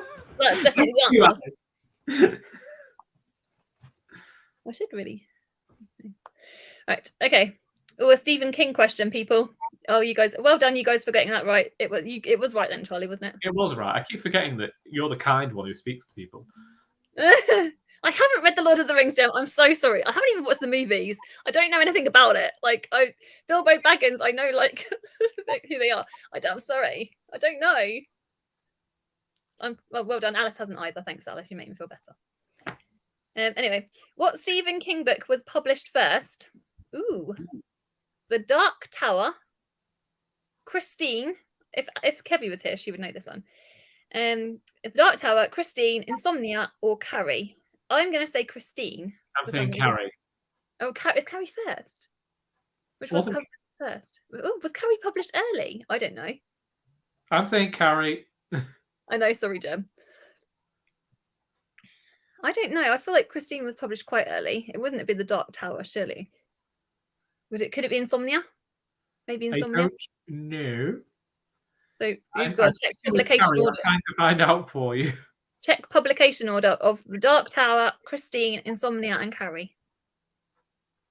Carrie was his first novel, Alice says. Yeah, Carrie, and Edward knows it too. And so does Jennifer. You guys are also clever. Clearly you're you, Charlie. I didn't know this. So those of you that said Carrie, I'm guessing that's right. Well done. Yay. Which of these books? Oh, I know. This will be easy, surely. Yes, I know this answer. No, yes. I know this answer. I was saying it. You guys don't know what I'm looking at. Which of these books was not written by George Orwell? Sorry, I'm so easily distracted. Animal Farm, 1984. Shut up, Charlie. Brave New World, Coming Up for Air, and I know the answer to this. 100%, I know the answer to this. Okay, then. It's Brave New World, surely. It is, That was because not Brave written New by World was George Aldous Orwell. Huxley. Sorry? Brave New World was Aldous Huxley. Yes, it was Aldous Huxley. So, anyway, for you guys, yeah, it's Brave New World, 100%. My phone is paying up. Got to go. Bye, Anne. Take care. Sending you lots of love. Yeah, Brave New World. Well done, everyone that said Brave New World. These people are so smart. They are so smart. Where are they? Where are these people when we're doing these quizzes every week? Yeah, there you go. I'm just working my way back to put the thing in because I realised I haven't actually been clicking them. Oh, okay. Not that it really fucking matters, does it? Right. Next question is, what was the working title of Jane Austen's Pride and Prejudice? I did not know I didn't know there was a previous title. I don't like Austen. We've got Dangerous Liaisons, Judgment and Clarity. That would be the one I'd lean towards. First Impressions, or maybe it could be that. Or There's Always Tomorrow. You've got to Google this, Charlie. Oh, fine. Can we What say was the working title of Jane Austen's Pride and Prejudice? Surely it can't be Dangerous Liaisons. I'm saying Dangerous Liaisons. I don't know. I think that's just because of the film that I'm thinking that. Or First Impressions, it could have been. I doubt it would be There's Always I have Tomorrow. literally no idea. There you go. It was First Impressions. First Impressions. There you go. Oh, Fraser, by the way, you won. Fraser, if you're watching, you won the giveaway. Congratulations, Fraser. You won the giveaway. We did the spinny. We did it live. I agree with Jem. Boredom and snoring. Thank you, Jem. Harsh. I love that book. Pride and Prejudice is good. I like that book. Oh my goodness. We've got a Charles Dickens question come up. Oh, good. Dangerous Liaisons does sound cooler. Fraser, you're completely right. Sorry. No, I just wondered what the Charles Dickens question was. It's the only reason. Where is Charles Dickens said to have found inspiration for A Christmas Carol protagonist Ebenezer Scrooge? Was it a friend, a gravestone, a newspaper, or a dream? And you've got to get Googling, Charlie. I thought gravestone, but where did he get his inspiration from? I just said gravestone. I'm going to say newspaper. No, maybe a dream. Maybe a dream. I'm going to say a dream. All the others I've read are boring. Oh, bless. So, gravestone. Oh, is it a grave? Imagine getting inspiration from a gravestone. That's so cool. Thank you. I've done it before too. There you go. Charlie, the supreme writer. You know that. That's pretty cool. So it must be. Is it true, Charlie? Wikipedia is telling me several things right now. It could have been a graveyard. It could have been what Ebenezer Scrooge meant. I'm just going to stick with gravestone and hope for the best. Yes. Well, we'll double check it at the end. So hopefully they'll give me the answers. But I'm fairly certain if all of you are saying it. Where are the questions from? It's from a ultimatequizquestions.com, and they're not telling me the answers and right until the end, Fraser. So, this is what we're working with. And we're hoping it's, I think that whole thing of wanting to be finished by 8 o'clock's out the window. Well, as Jennifer will attest to, we're going to be done by 9 because we've got the traitors on, and we're not watching anything else. So that's it. We're done. I'm off at 9 o'clock. I'm off. I need to binge watch that at some point. You do need to. Anyway, and poor Alice doesn't even get to watch it tonight. I feel so sorry for her. Everyone's got to send love to Alice today. I feel sorry for anyone watching me. Currently, I'm being very full of expression this evening. Oh, we love watching you. The Booker Prize changed its name to the Man Booker Prize in 2002. Which author was the first? Which author won the first newly named Man Booker Prize? In 2002. In 2002, was it Jan Martel? No. Alan Hollinghurst, Anne Enright, Julian Barnes. These were. Oh, that's really, really, really annoying. I know that wasn't Jan Martel because he was a few years later when I was in high school. Would it be Anne Enright or Julian Barnes? I would guess. Oh, I was thinking, unless Alan Hollinghurst was the previous year. Don't know. I would say, I don't even know. Honestly, I really don't know. 2002. What would you guys' guess be? Who was the? I'm gonna say Alan Hollinghurst, and I'm gonna hope. I'm gonna say Anne Enright. The book which. What is the title of that novel? Oh my! It was Life of Pi by Jan Martel. Oh, I thought that was later. I was certain that was later. This shows how old I am, people. I thought that happened when I was at high school. I honestly thought Jan Martel was later. Just shows you. I did read that book. Oh yeah, Anne Wright, and Well, then it's the following novels. Edward says Anne Enright was 2007 and Hollinghurst was 2004. Oh, so Hollinghurst was quite close then. I can't believe that Jan Martel was 2002. That has changed history for me, and that's crazy. It will never be the same. Makes me feel so much older though, because it feels like only yesterday. Oh, well, I loved Life of Pi, Alice. One, it was 20 years ago, and I was 10. Well, that's upset me. Life of Pi, Charlie, but you hadn't put me off. I'm sorry, Charlie. I'm sorry, Edward. And Fraser, what would you say, Fraser? Fraser, what is the title of the novel that inspired the movie Die Hard? That's a Christmas question. I do not know. What is the novel? I don't know. Do you know the answer to that, Charlie? What was the novel that inspired Die Hard? I do not know. I didn't know that a novel had inspired Die Hard, and we can't ask Charlie. She only watched it last week. It was a couple of weeks ago, yeah. Well, I'm sorry that I scuppered things for both of us there, Edward. It was completely my doing because yeah. I am shocked and disappointed in myself, and as an apology, I will take several months off from this YouTube channel to properly. Right. Next question. Question number 12. The 1918. I really have to just slow down a hot second. Just cut it down to 20. Sorry? No, it doesn't matter.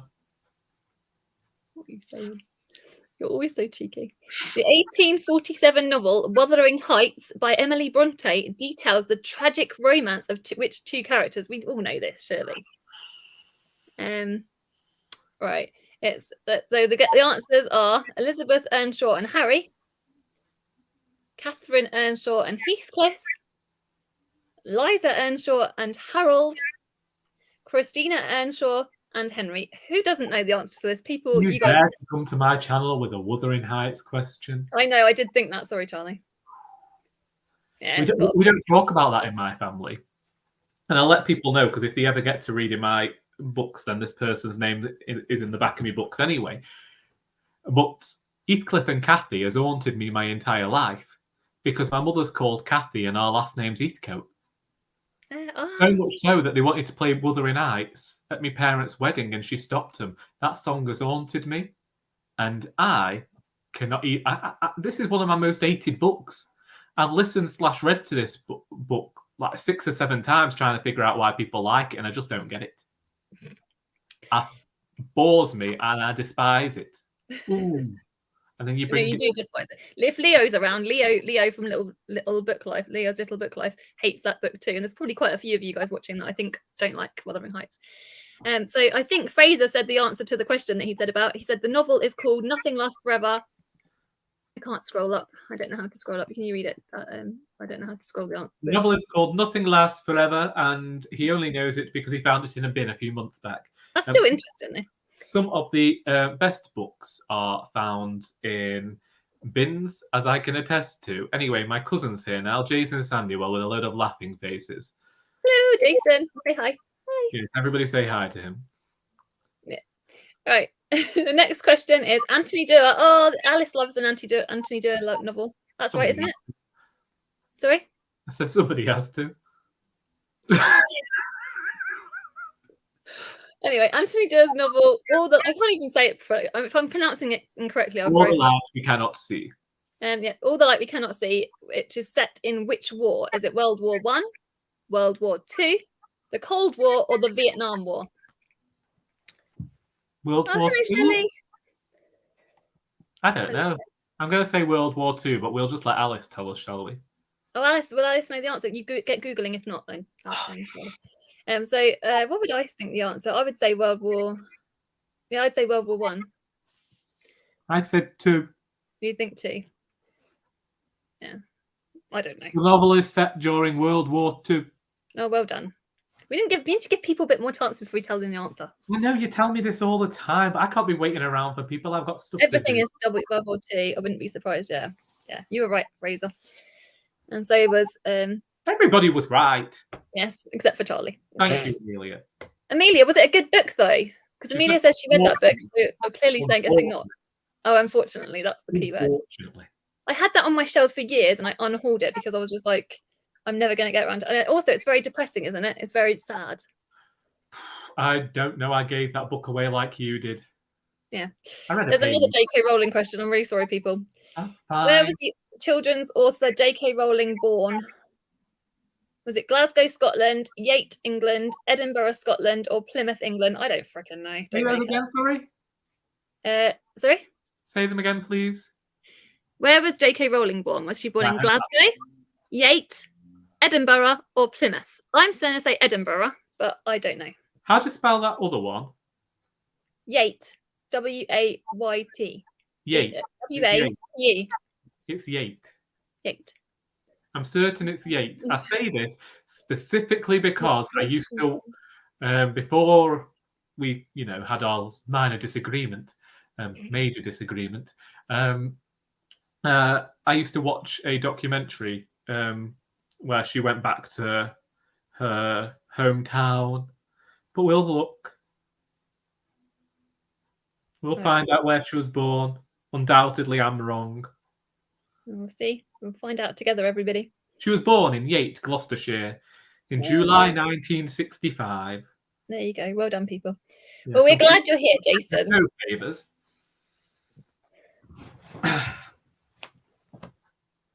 Okay. Right. Right. Says because it wasn't near Gloucester, I went to the same secondary school as JK. Oh, did you? Hold on. Exactly right. Right. Okay. Which author? Oh my fucking god! You won't believe this question. Sorry, people. I can't believe really sorry. I didn't invent this question. Which author wrote the 50 Shades of Grey books?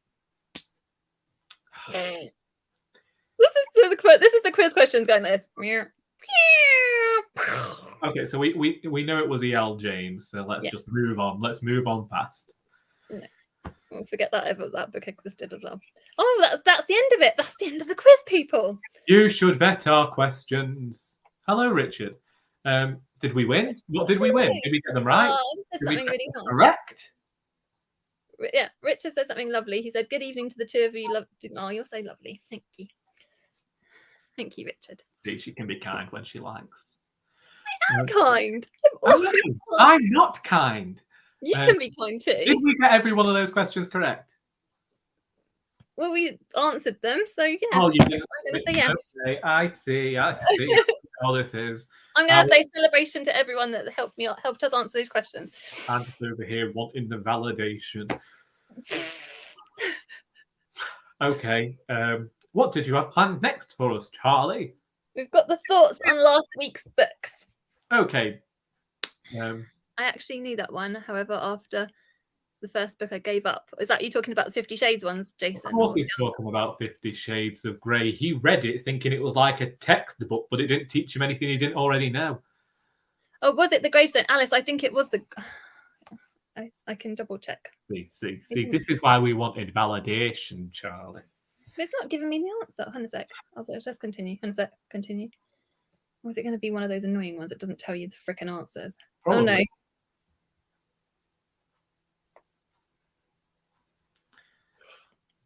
Was Rouges. Submit. There we go. Submit. There we go. Alice, I'll try and find out for you. So Harper Lee was obviously right. Nickel Boys was right. Obviously, Giles Dodgson.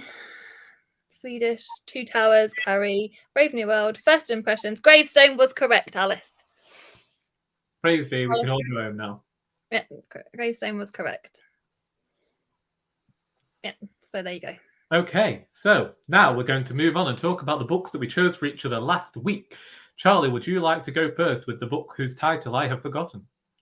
It is The Mountains Sing by Nuhin Fan Ki Mai. And this is I read this when the children were sick.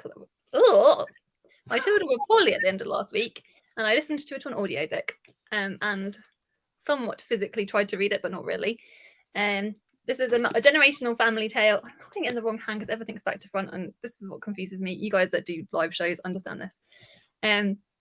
It's generational family tale, and it basically talks about trauma and how trauma is like passed on. This is basically the heart of this book. It is a very brutal book. Like, have you got any of you guys read The Mountains Sing? And I did. I think this was like a 4-star read for me. I did think it was really, really good, but it's so brutal because you're hearing these accounts of these really brutal things that this like family have gone through, and it's just so hard hitting. So, and obviously at the time my concentration wasn't the best because my 2 children were poorly on the sofa and stuff. It's a really, really, it's a beautiful book, but yeah, it's a lot. So that's my thoughts on that. What are you giving a funny face for? No, it's because it's on Gemma's TBR, but it was, as you said about it, Edward had commented that he's not read it because he doesn't like the title, and it made me laugh. I loved it. Like, this was like one of my most anticipated books. You know this, Charlie, don't you? I have to say, the Mountains Sing to me is rather close to And the Mountains Echoed by Khaled Hosseini, but I still want to read this book. I was hopeful that it was a good book because you hadn't even read it yet, and I was already buying it as a gift for people. So, yeah. It is a good book, but it's very, very brutal. So it comes with like a zillion trigger warnings. But like in terms of like, it's not my like in terms of generational family tales, I have read better, being honest. I don't know whether that's because of, like I said, when you're going through things with your family, like with my family and my kids. Obviously, like I said, my concentration wasn't 100%, but it wasn't like an all-time fave, but it was still really, really good. What are people saying? I can't. Jem says multi-generational trauma. It's got Gemma written all over. Yeah, it has. Gemma, I'll send this to you. You'll probably like this one. Edward said Mountains Echoed sounds good. Mountains Sing sounds wankerish. I loved Edward. Edward's funny. Yeah. I still plan on reading it at some point, but I don't. I think we probably appear in your charity shop though, because we said that we saw them. Yeah, no, definitely. Jem's already got it. You've already got it. Well, there you go. I'll send it, Charlie. Sorry, Charlie. I was going to say that.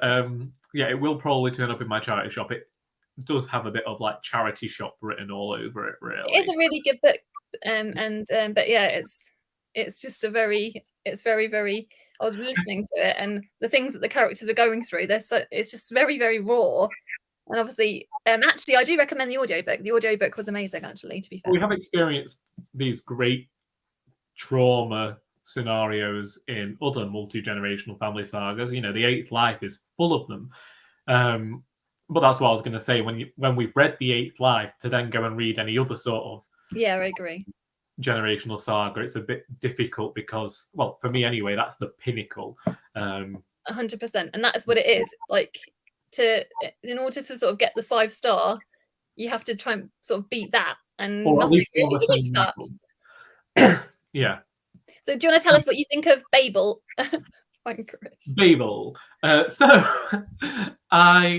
we go. Oh, let's put it. No, so Babel. I read Babel by R.F. Kuang, which was one of my most anticipated reads of the year, having previously really enjoyed the Poppy War trilogy by the same author.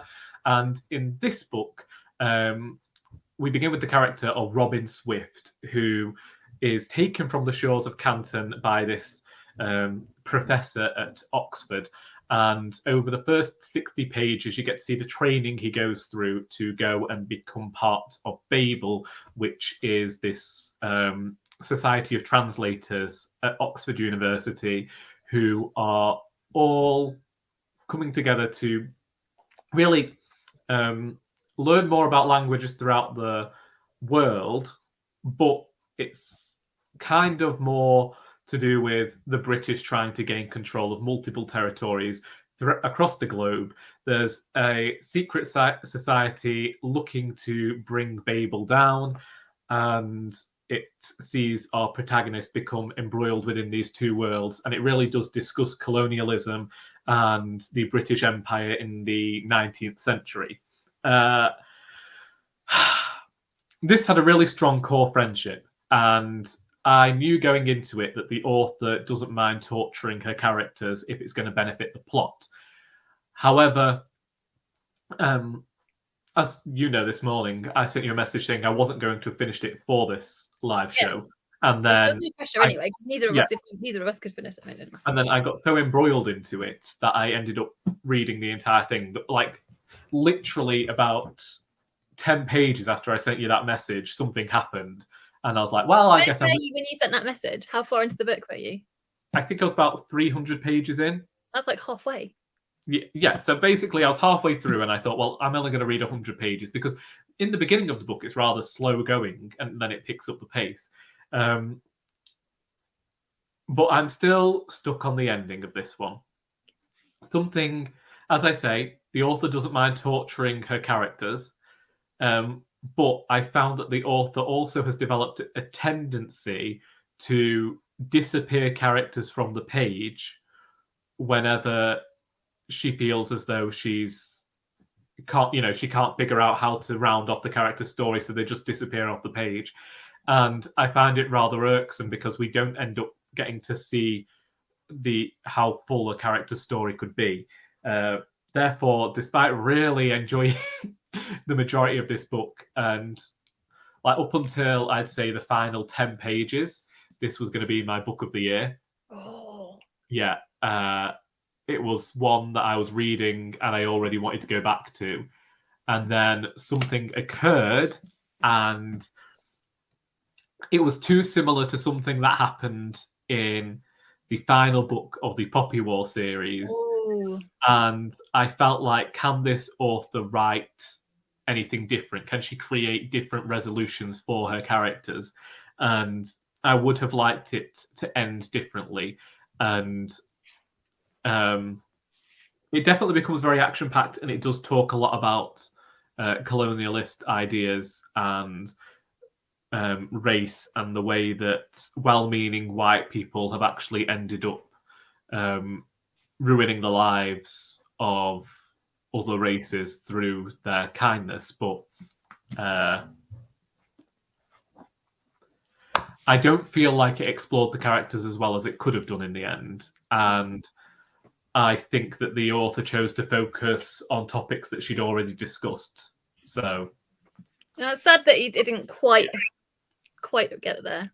I still think.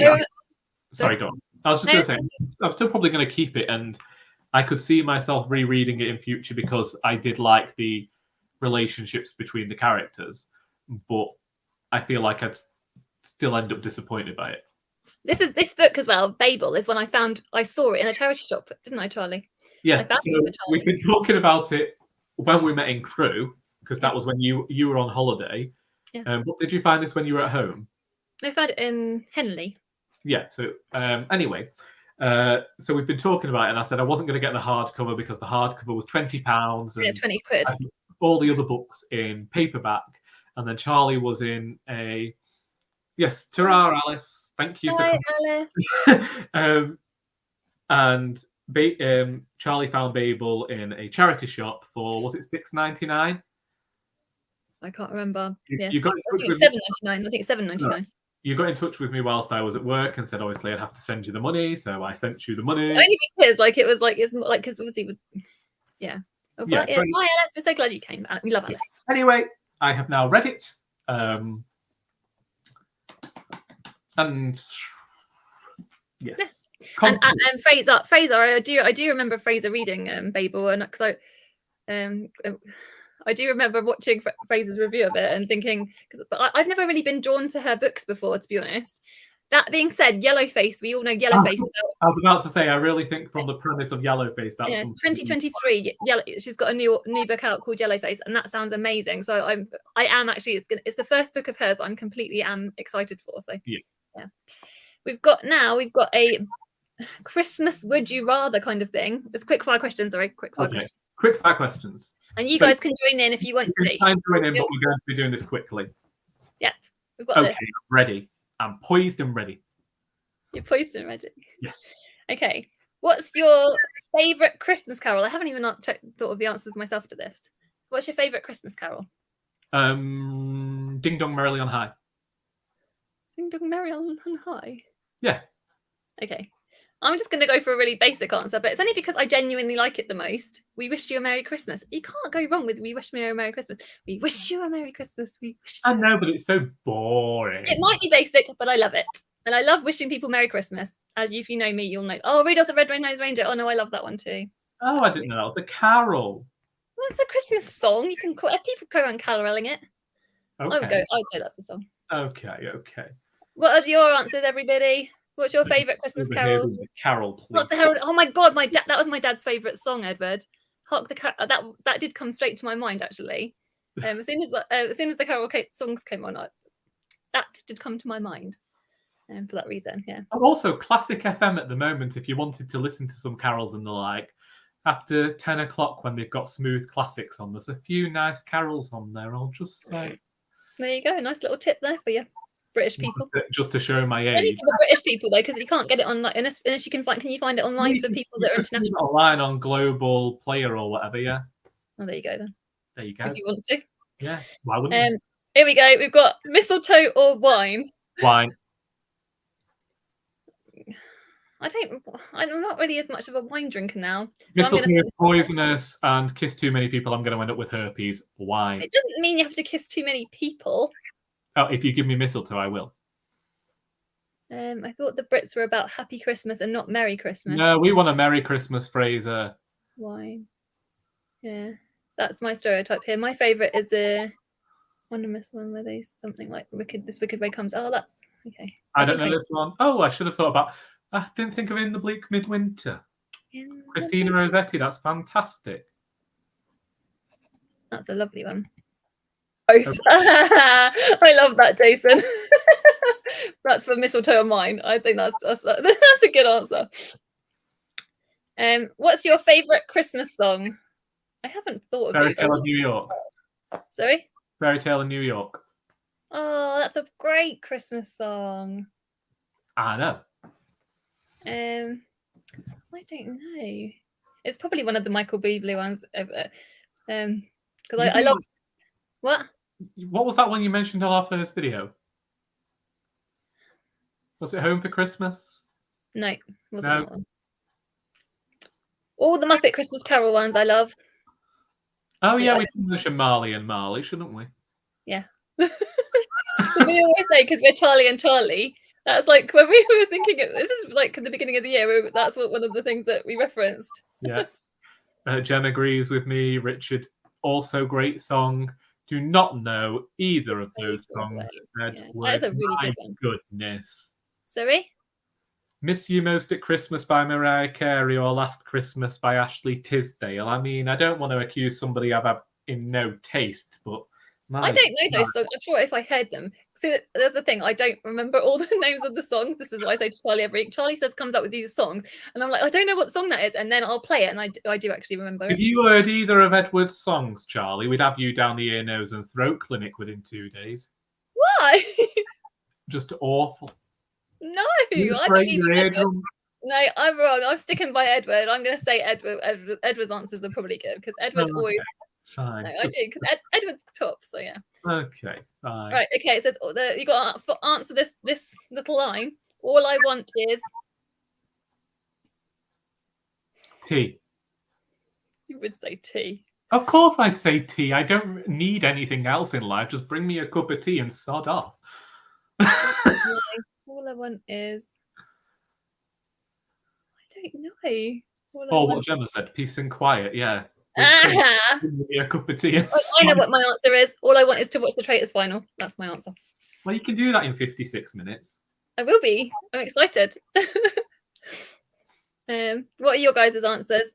So driving home for Christmas. Oh, that's a good song, Amelia. Blue by Joni Mitchell. Not heard of this one, but Blue Joni Mitchell. Joni Mitchell has got some good songs, but I don't know them. Again, they're ones I probably would hear, and I would know that they are what they are. Sorry. Richard wants a camel. I'm guessing that's just his camel. He wants the hump. Those are my Christmas songs. A lot of the others are awful. Oh my Christ! Why do you have such terrible taste, Well, Edward? these are better ones. Those are better ones of my Christmas songs. Santa Baby. But to be fair, I did recommend "Ho Ho Ho" by Willem a few weeks back, so I can't really. That was bad, you guys. The video for that. The video for this. Charlie sent me the link to it, and I was like, "What?" This is for Drag Race. You guys, I don't know if any of you guys. And that's the censored version. Yeah, the censored version of explain it, Charlie.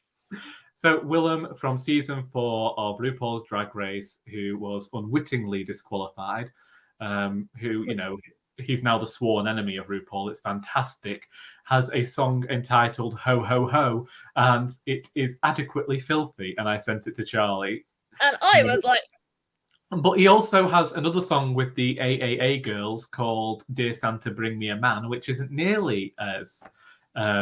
filthy, and the music video has Damien out of Mean Girls in it. Oh, there you go. Oh, that's good. You like that? There we go. Yes, you would like Willem's Ho Ho Ho. Give it a listen. Educate yourself. I think I put the song. I think we linked the song in the video, didn't we? We did. Yeah, so you can look at if you look in the description. If I don't know which week it was, I think it was either week 2 or 3. It was week 2. I'm sure it's in the description. Because second week was Willem, last week was Ivy Laban, and now we're here. And I love Ivy. I love Ivy. No, I didn't. I never heard of it. But then after you'd said it, I played it, and Oscar's been playing it in the cars. But he did. They did in the morning. Sorry. I said I'm thrilled. Yes. More songs. Anyway, the next question is early or last minute shopper. I want to hear people from you. I want to hear whether you're early or last minute shoppers. Early. I'm probably. But I also have this problem that I spend my year, if I see something, I buy it for somebody and I don't save it, I just give it to them straight away. Yeah, I can imagine you being like that. I would say I'm probably more last minute. But I don't, because the problem is if you get everything too early, it kind of, what's the point? Like, I would lose it. Like if I get a load of stuff and I'd lose it. Yeah, but you know we've both been exceptionally busy this December, so it's a good idea for us to get it done early. Yeah. I don't like normally to start buying Christmas presents until after my birthday, which my birthday's obviously in the middle of October. So but sometimes occasionally I'll get before then. But yeah, mostly I'm sort of, I have been known though, when we were younger, when me and Richard were younger, we have been known to go to M&S Christmas Eve and got all our presents from Christmas Eve from M&S. That's how bad we were. Like Evan and Stacey. It's true, we did. We couldn't do that now. We went in there the other day. They don't sell half as much. No, they don't. Yes, Jason. I know you're quite a last minute. My goodness. My life. Bless you. Early most of the time. Edward's early. Amelia's both. Yeah, I think I'm probably a mixture. Yeah, I'm not like the person that gets it in the January sales, but sometimes I have been known to get things in the middle of the year. But I have been. M&S department. Yeah, it's a department store. They used to sell literally. You could go there. You could get puzzles. You could get literally anything you could think of. Yeah, mine. We went there this year. All there was PJs and slippers. We don't even have clothes now. They got rid of ours about a fortnight ago and just replaced it with food. Who can afford food from M&S? No, you can't afford. M&S is like very, that's how I knew we were in a recession when a quiche at Tesco. Oh, Choco's here. Hi, Choco. Say hi to Choco. Okay, do we have any more? Oh yeah, sorry. Get distracted. What's some New Year's resolution you would give the other Charlie? Oh, so that's a New Year's resolution I would give to you.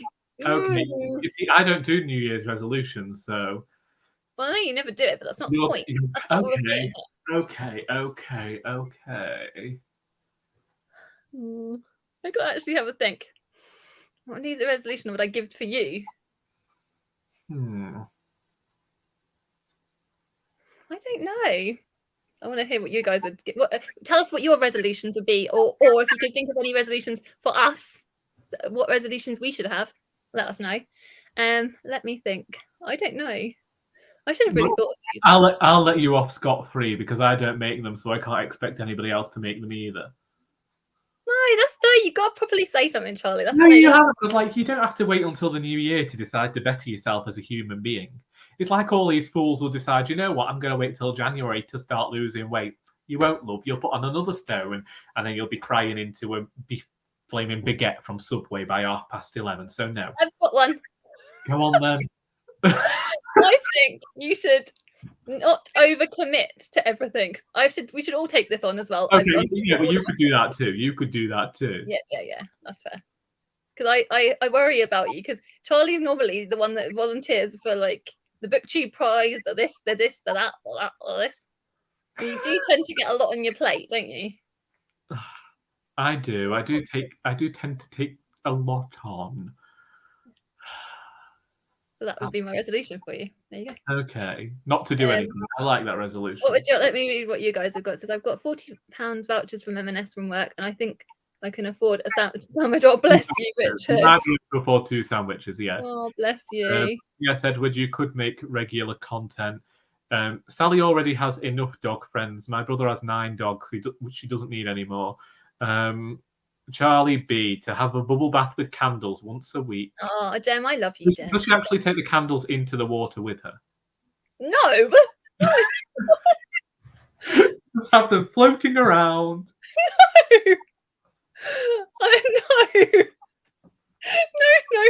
No. No. Anyway, everybody, I was going to say before you said that, I was going to say everybody that should go and subscribe to Edward, who is gagging for lit, because Edward, when Edward does start making videos, Edward's videos are always brilliant. We love Edward's videos. So actually, for all of the people that are commenting, you should all check out each other's channels if you don't already, which most of you probably do. Edward makes lovely videos. We love Edward. I miss your videos, Edward. So after the New Year's resolution thing, the question is, what's your favorite Christmas veg? I bet you could guess my answer for this. Could you guess my answer for this? I was going to say a sprout, but then you said I could guess it. Yes. Oh, okay. Yes. Okay. Is sprouts yours? No. What's yours then? Let me guess yours. Okay. What's your favourite Christmas veg be?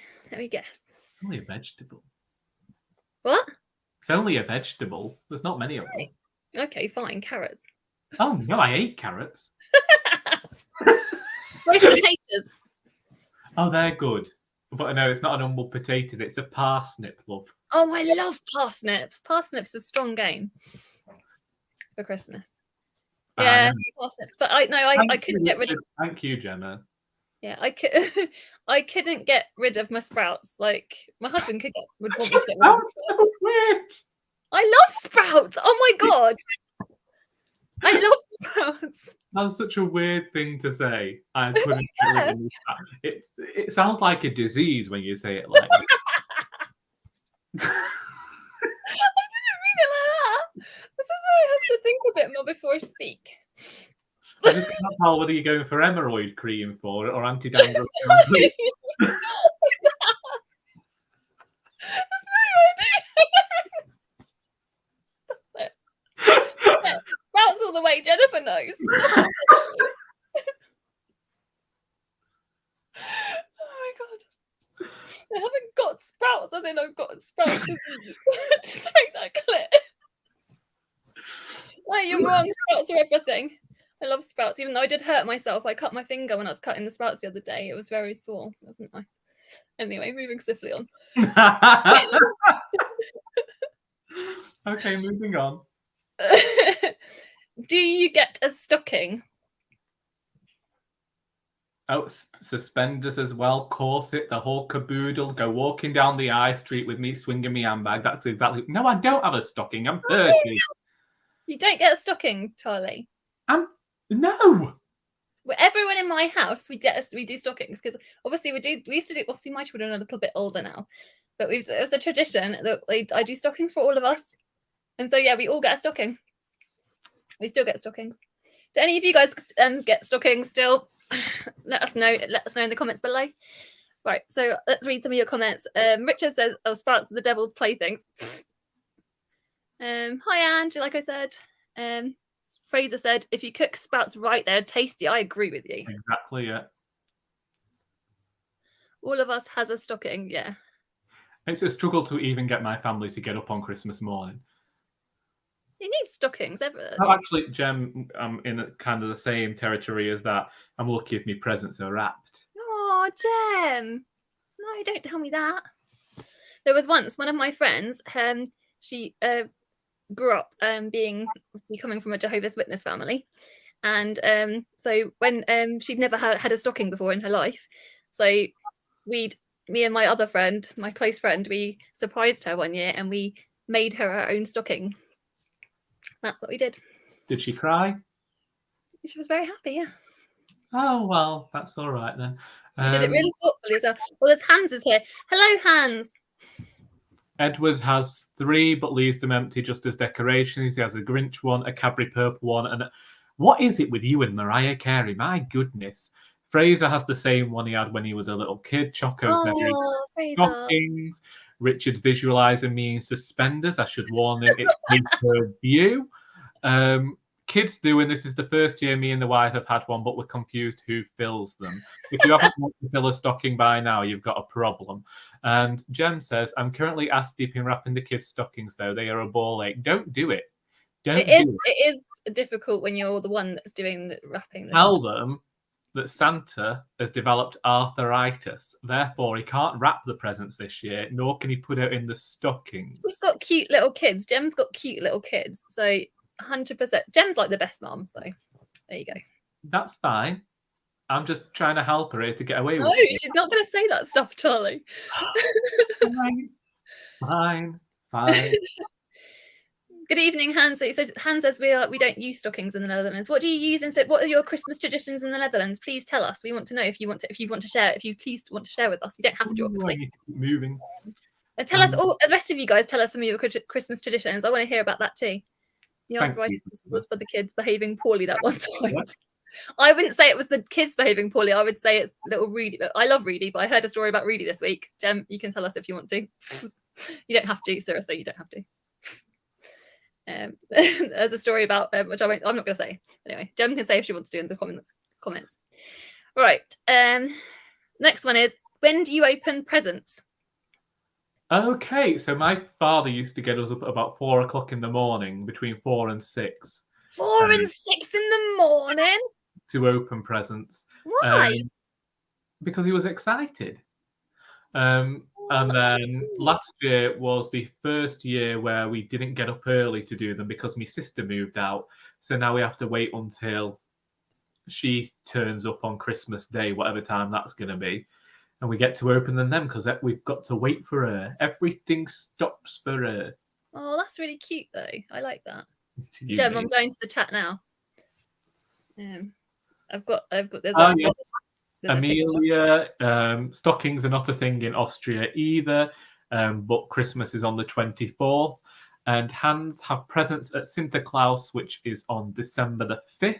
Oh, that sounds magical. And Fraser, after the stockings, you have tea, and then you do presents one at a time in rotation, and the youngest gives out the gifts. Oh, that's lovely. Christmas is having dinner with family and playing games. I'd play Russian roulette with mine. Decorating my car is a tradition. We used to open our own ones as kids as soon as we woke up, but ones and the rest of the family was in afternoon after food. In the morning before my mum goes to work. Christmas morning, after the most important part of the morning, coffee. Okay. Yeah. We do it. So in my house, what we do is we used to, obviously now you guys don't know, not all of you guys will know this, but my children are, I'm very tall, I'm 6 foot and my husband's 6 foot. So now my children are teenagers. They're also, one's 5'10" and the other one is 6'3". Actually, he's nearly 6 foot, they're nearly 6'4", Oscar is. So that we don't all fit on the bed. We used to all fit on the bed. We don't all fit on the bed anymore. So we go downstairs. We do our stockings. I'm sorry. I was just saying ta-ra, Richard. Oh, goodbye, Richard. Thank you for coming. You're so lovely for coming. Thank you for your lovely comments. Then we do our stockings. We go downstairs, do our stockings. I don't know whether sometimes we then have breakfast because I like to make the present opening go on forever. So then we have some breakfast. Sorry? I said I can imagine. I love present opening. You guys, honestly, I love giving presents. I love watching people open presents. Charlie knows this about me as well. I do this. Yeah, it's like one of my favorite things. So Christmas, I put a lot of pressure on myself for it. But yeah, we literally so we eke it out all morning basically. I have first-hand experience of having to open a present for you. Yes.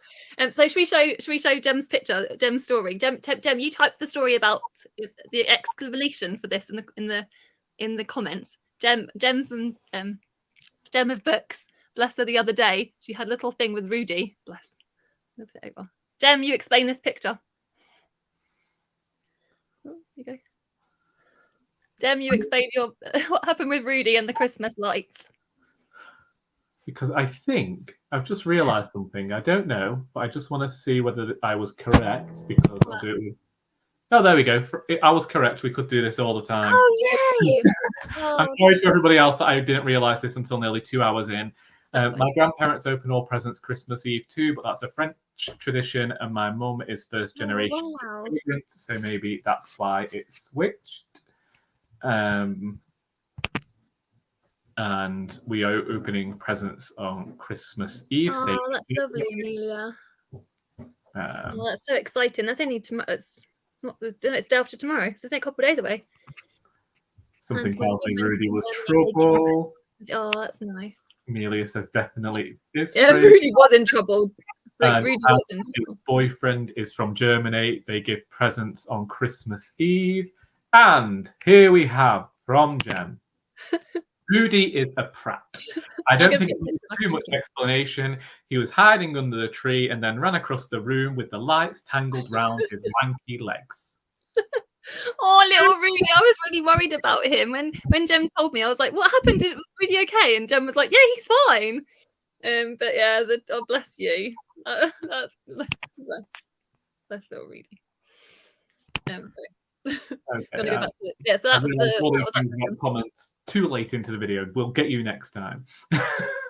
Right. The next question is mince pies or Christmas pudding? What are your guys' answer for this? Mince pies or Christmas pudding?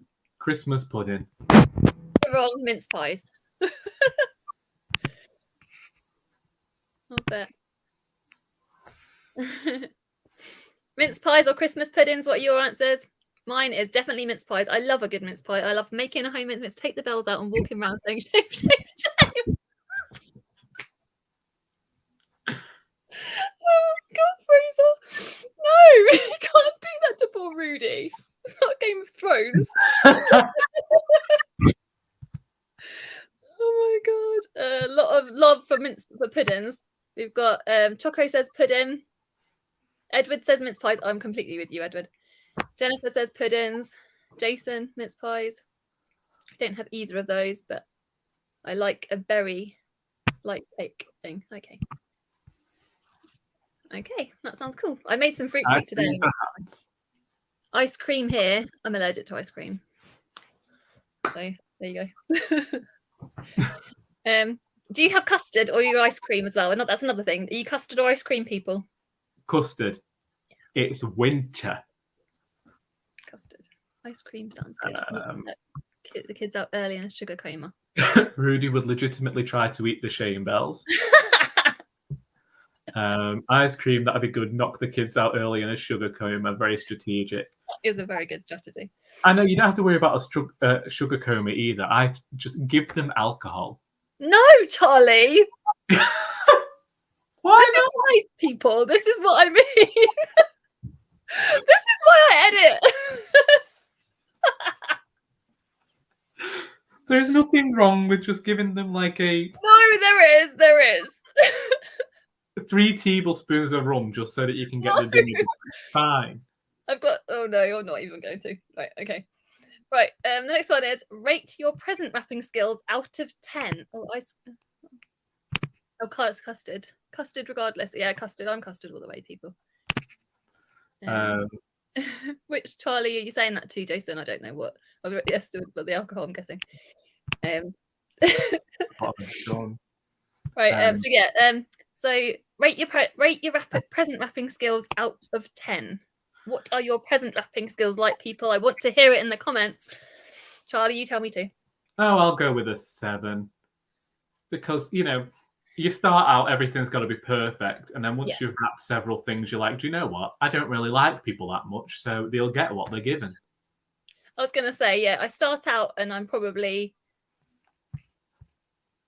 to say a 7 being optimistic. I'm not a very good present wrapper. I must say, and then especially with my mum wincing every time the paper is torn because she'd like it whole and put back on the roll. Oh, bless.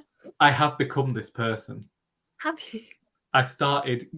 I stood over my sister last year and said, once you've finished, I will have the bag back and you can have it again next year.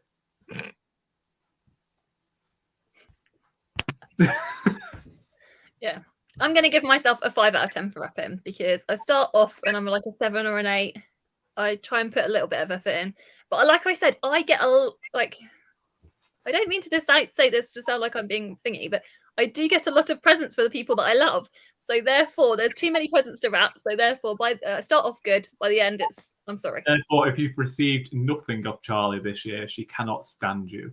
No, I didn't mean that. I didn't mean that. I mean for the people in my house. Shut up, Charlie. Shut up, Charlie. Don't get me into trouble. That's not true. Does that every week as well? That's true. Excuse me. Okay. What have your guys have said about your wrapping skills? Jennifer says that she's a 6.5. Dem, you're a 5 out of 10. I bet you guys are better than that. I honestly do think you are. 5. I cut a short amount and have Frankenstein monster them up. After extreme difficult day, both of you are. Oh. Thank you, Jason. Jason. Thanks for coming. Sending you lots of love. Thank you. All right, kiss me, cousin. Why don't you? Kiss to everybody. Shut up. And then, Gemma, the ones getting wrapped tonight look like they've been done by a 5-year-old. Honestly, it's terrible. And also Richard's family, they wrap Richard's dad especially wraps. I'm going to say he's a 9.5 out of 10 every time, and I'm not even underselling it. He wraps perfectly, and so imagine that you've had a lot of practice. But even from the beginning, age has come into this here. Yeah. So when I first started going out with Richard, it's a lot of pressure. So I did choose to try and do ribbons and all that crazy stuff. But now, no, I don't. No, not anymore. Now she doesn't like them enough. She don't want to. That's not true. That's not true. Okay. Anyway, moving swiftly on. We have to. You've got 32 minutes until your traitors. Yeah, me and Jennifer are off out of here soon. Right. We've got Christmas tree, real or fake, people? Real. I would like to say real, but we don't ever get real, so it's fake. Sorry. Yeah, she's the fakest one I know. Oh, bye, Hans. Thank you for coming. So, what are your guys? Are you guys real or fake tree? Are you guys real or fake tree? I know Dem's got a real tree. Jennifer's just excited for traitors. Jennifer, I can't wait to talk to you about it when we've watched it. Seriously, we will. Fraser's fake, Edward's fake, Choco's fake, Jem is real, Amelia's real. Fake, yeah. I'm fake. Sorry, people. I really wish when we were growing up, we used to always get a real Christmas tree, but I suppose it would be kinder to say artificial. Sorry. You said fake. I just realised I was sat here, artificial might be nicer, but then it would be a lot to ask people to spell that. I don't think these people that watch us don't care about how we say stuff. They know us. This is what. Sorry. Yeah. We're not going to say the fancier word. We're always just going to say the trashy word. It's true. Okay. What's next? Right, sorry. We'll get down to the last 4. We only got 4 more left, people. Good. Yeah. The Pogues or Slade? Pogues. Yeah, I'm going to say Pogues. Let's go to the next one quickly. Jugular. They can answer it in a second. because I like to hear their answers. Oh, okay. Right, Fraser said the cat wrecks fake trees. Yeah, we're just waiting to hear how Jennifer's cat wrecks her fake tree. Oh, tell us, Jennifer. Amelia gets one with roots, so they always plant them in the garden after Christmas when she was a child.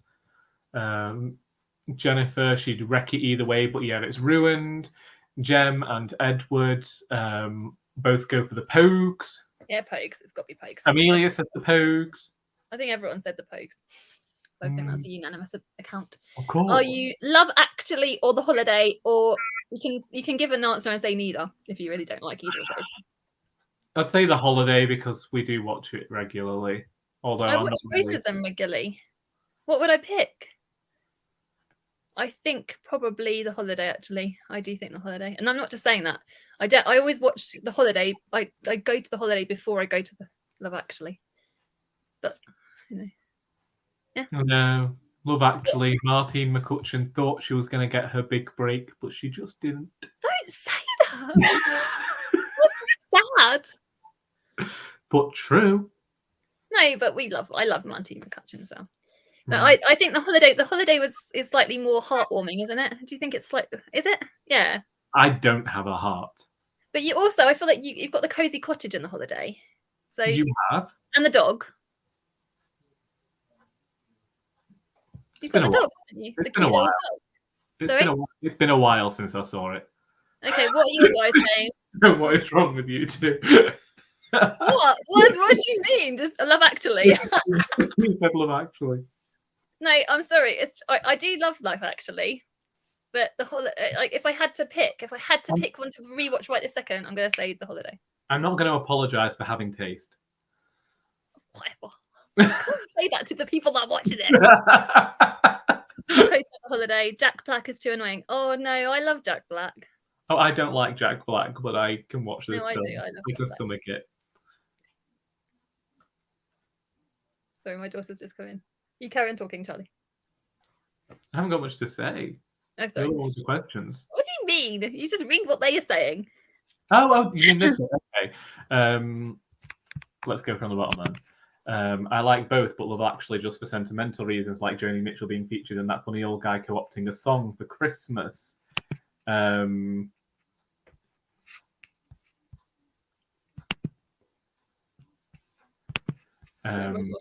go to the next question. Are you dreaming of a white Christmas, people? Go away, darling. I love you. Bye bye. I'll see you soon, Belle. I'm going to come down for the traitors. Just disappear. I'm sorry. Right, what's wrong with you? Right, Bill Nighy. Yeah, I love Bill Nighy. Bill Nighy. Yes, I'm dreaming of a white Christmas just to avoid having to. I'm sorry. Get out, darling. I'll talk to you in a minute. We're going to be done soon. We're nearly done now. So, okay. I'm going to ignore her. Right. What is The Traitors? I've got to Google this. Seriously, Fraser, it's the best show. Me and Jennifer will just rave about this. It's the best show on telly on the BBC at the moment, currently.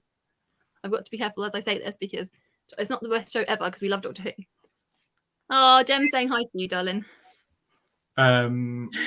Yes. Waves, Jem. We did say, are we dreaming of a white Christmas? Yes. Are we dreaming of a white Christmas? Are you guys dreaming of a white Christmas? I can't read what that says. I should put it closer. Put it on here so I can see. Anyway, Charlie, are you dreaming of white Christmas? Do you want snow for Christmas? Do you want it really? Well, I said originally I was going to say yes so that I could get out of driving places, but I would like to take the dog for a walk. Oh, you're going to go for a nice Christmas walk on Christmas Day? Yeah, so it might. I like it. Now it's a bit warmer. I liked having the snow when it was here, and I enjoyed the beauty of it, but it wasn't the most. It's not the most practical situation, is it? Yeah, you can. Yeah, that's fine. You do that. Okay, I don't know. Sorry. I'm freezing for -40. Who's got -40? I only remember. Wait, it's minus. Oh, Fraser. That's crazy. No, snow is a bloody nightmare. Yeah. Yeah, not if I need to drive. I'm with you, Jennifer. If I have to drive in it, it's a no. But I like looking at if we don't have to go anywhere and it's you have an hour to drive to my parents. I'll allow it if I'll allow to snow whilst. So it's a delict, but otherwise, Snow is bad. yeah, I agree with you. Real money, yeah. What's it? Yeah, -4. Yeah, what is it? And we had -7 the other day down here. What in the UK people or people that speak the same, like what you translate what's -40 in the I'm guessing Fahrenheit. You're hoping it's Fahrenheit. But yeah, we had it -7 here, which I don't know. I guess in the grand scheme of things isn't that cold, but to us it felt cold. What temperatures have you got? UK peeps got it in. It's still crazy though. An hour to drive to your parents. That must be a long drive. Bless you. It keeps just telling me. I like it when it snows in February and March.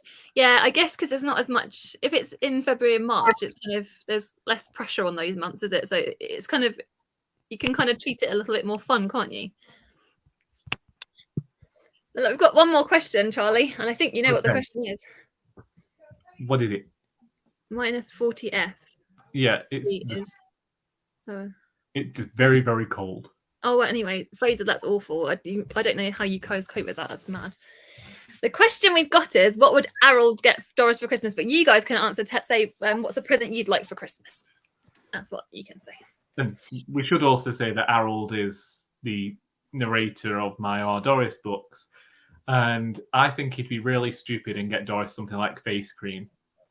Face cream, really? Yeah, I'm not going to answer your question about your character because I wouldn't know, would I? But yeah. I think he'd be stupid enough to get her face cream and then have to do some like real apologising about it. That would be really funny. Oh, we love Harold. Books. So you want some books? What books are you guys asking for Christmas? Are there any books you've got on your wish lists that you're hoping for? Let us know in the comments below. There are some books that I want for Christmas. Let me think. What books have I asked for? Emily's getting me a book from Money Lots of an iPhone. Yeah, that'd be nice. I've got some money. Oh, I know what you got. UK people, or actually even Fraser. Actually, you can answer as well. Are any of you going to go to the Boxing Day sales and things? Because I'm going to go. There's Waterstones in the UK. You guys know the big bookshop in the UK. They have half-price books. I think it's isn't it half-price hardcovers? Hardcovers, yeah. Sorry, yeah. And then so any of you guys going to the Waterstone sales, or if you don't live in the UK, let us know what sales there are, and are you going to go to the sales? I just want smiley kids. Oh my god, Jem, you are so lovely. Oh. And also, you don't. For me, for Christmas Day, I don't want any of the food to burn. That's my thing. I just like, yeah, smiley kids and dinner not to kind of be set on fire. That would be a good one. Might go to Cheshire Oaks on the 30th of Jan. What's Cheshire Oaks? Is that a good shopping centre? I don't know. I've heard a lot about it, because I live here. But is it a shopping centre? Cheshire Oaks. I should know because I live in Cheshire, but I don't. 30th of December. Or is that when the sale is? Yeah, I'm gonna head into town and try and go to the Waterstone sale. That's my plan. Oh, Cheshire Oaks is an outlet place. Outlet. Oh, that's cool. Whatever that means. 40% sales. I've got 40. Yeah, honestly, Jem, I'm getting Richard's family has given me £50 worth of. I shouldn't say this, but I've got some vouchers. So yeah, I'm going to go to Waterstones and spend. I'm excited. My friend can only do the 30th song. Yeah, you go then. You'll still. Do you know what? Then it'll be a bit calmer, Edward, if you go on the 30th. Should we say give it 5 more minutes and then we'll say goodbye to you people because that will give me enough time to get downstairs and get yourself sorted before your new favourite show begins. Before me and Jennifer have got to go watch our Traitors. Yes. And we're yeah. And Charlie, you still have to try and watch it. And Jem, we want Jem to watch it. And I don't know whether any of the rest of you guys can catch up on that, but if you can, you will love it. The I Traitors know, is the but best. I've got work as well to be thinking of over it. But it doesn't matter. Order online. It's the best you can do. So yeah, that is true. With Waterstones though, because are they still having issues? In terms of the UK people, are they still having issues with the online ordering? I think that their issue was before when people had done pre-orders. Oh, okay. So it was they updated their database afterwards and lost a ton of pre-orders. Yeah. But I know that a few people have ordered from them and And received them. But the issue as well there is that they are UK using post. Royal Mail, so things are a bit slower. But otherwise, it will get to you eventually. Yeah, our post is so badly behind now.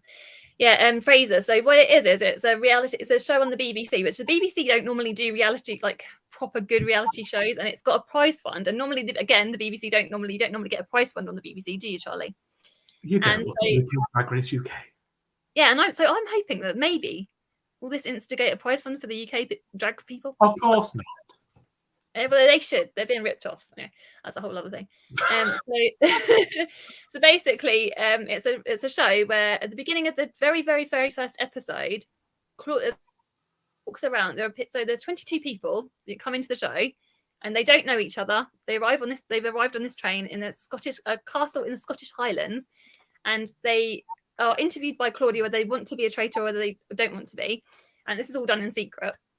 And Claudia Winkleman's the main presenter, and they obviously the producers and they just her decide, and they are around this big round table, and so how they find out is they're all blindfolded, and she walks around, she circles them, and then she taps the ones that are going to be the traitors on the shoulder. So the very first episode, the traitors know that they are the traitors. You know who the traitors are. So it's not like there's a program called The Mole, I believe. It's not like that. You know who the traitors are from the first episode, and then by the end of the first episode, the traitors know who the other ones are, but obviously the rest of the people do not know.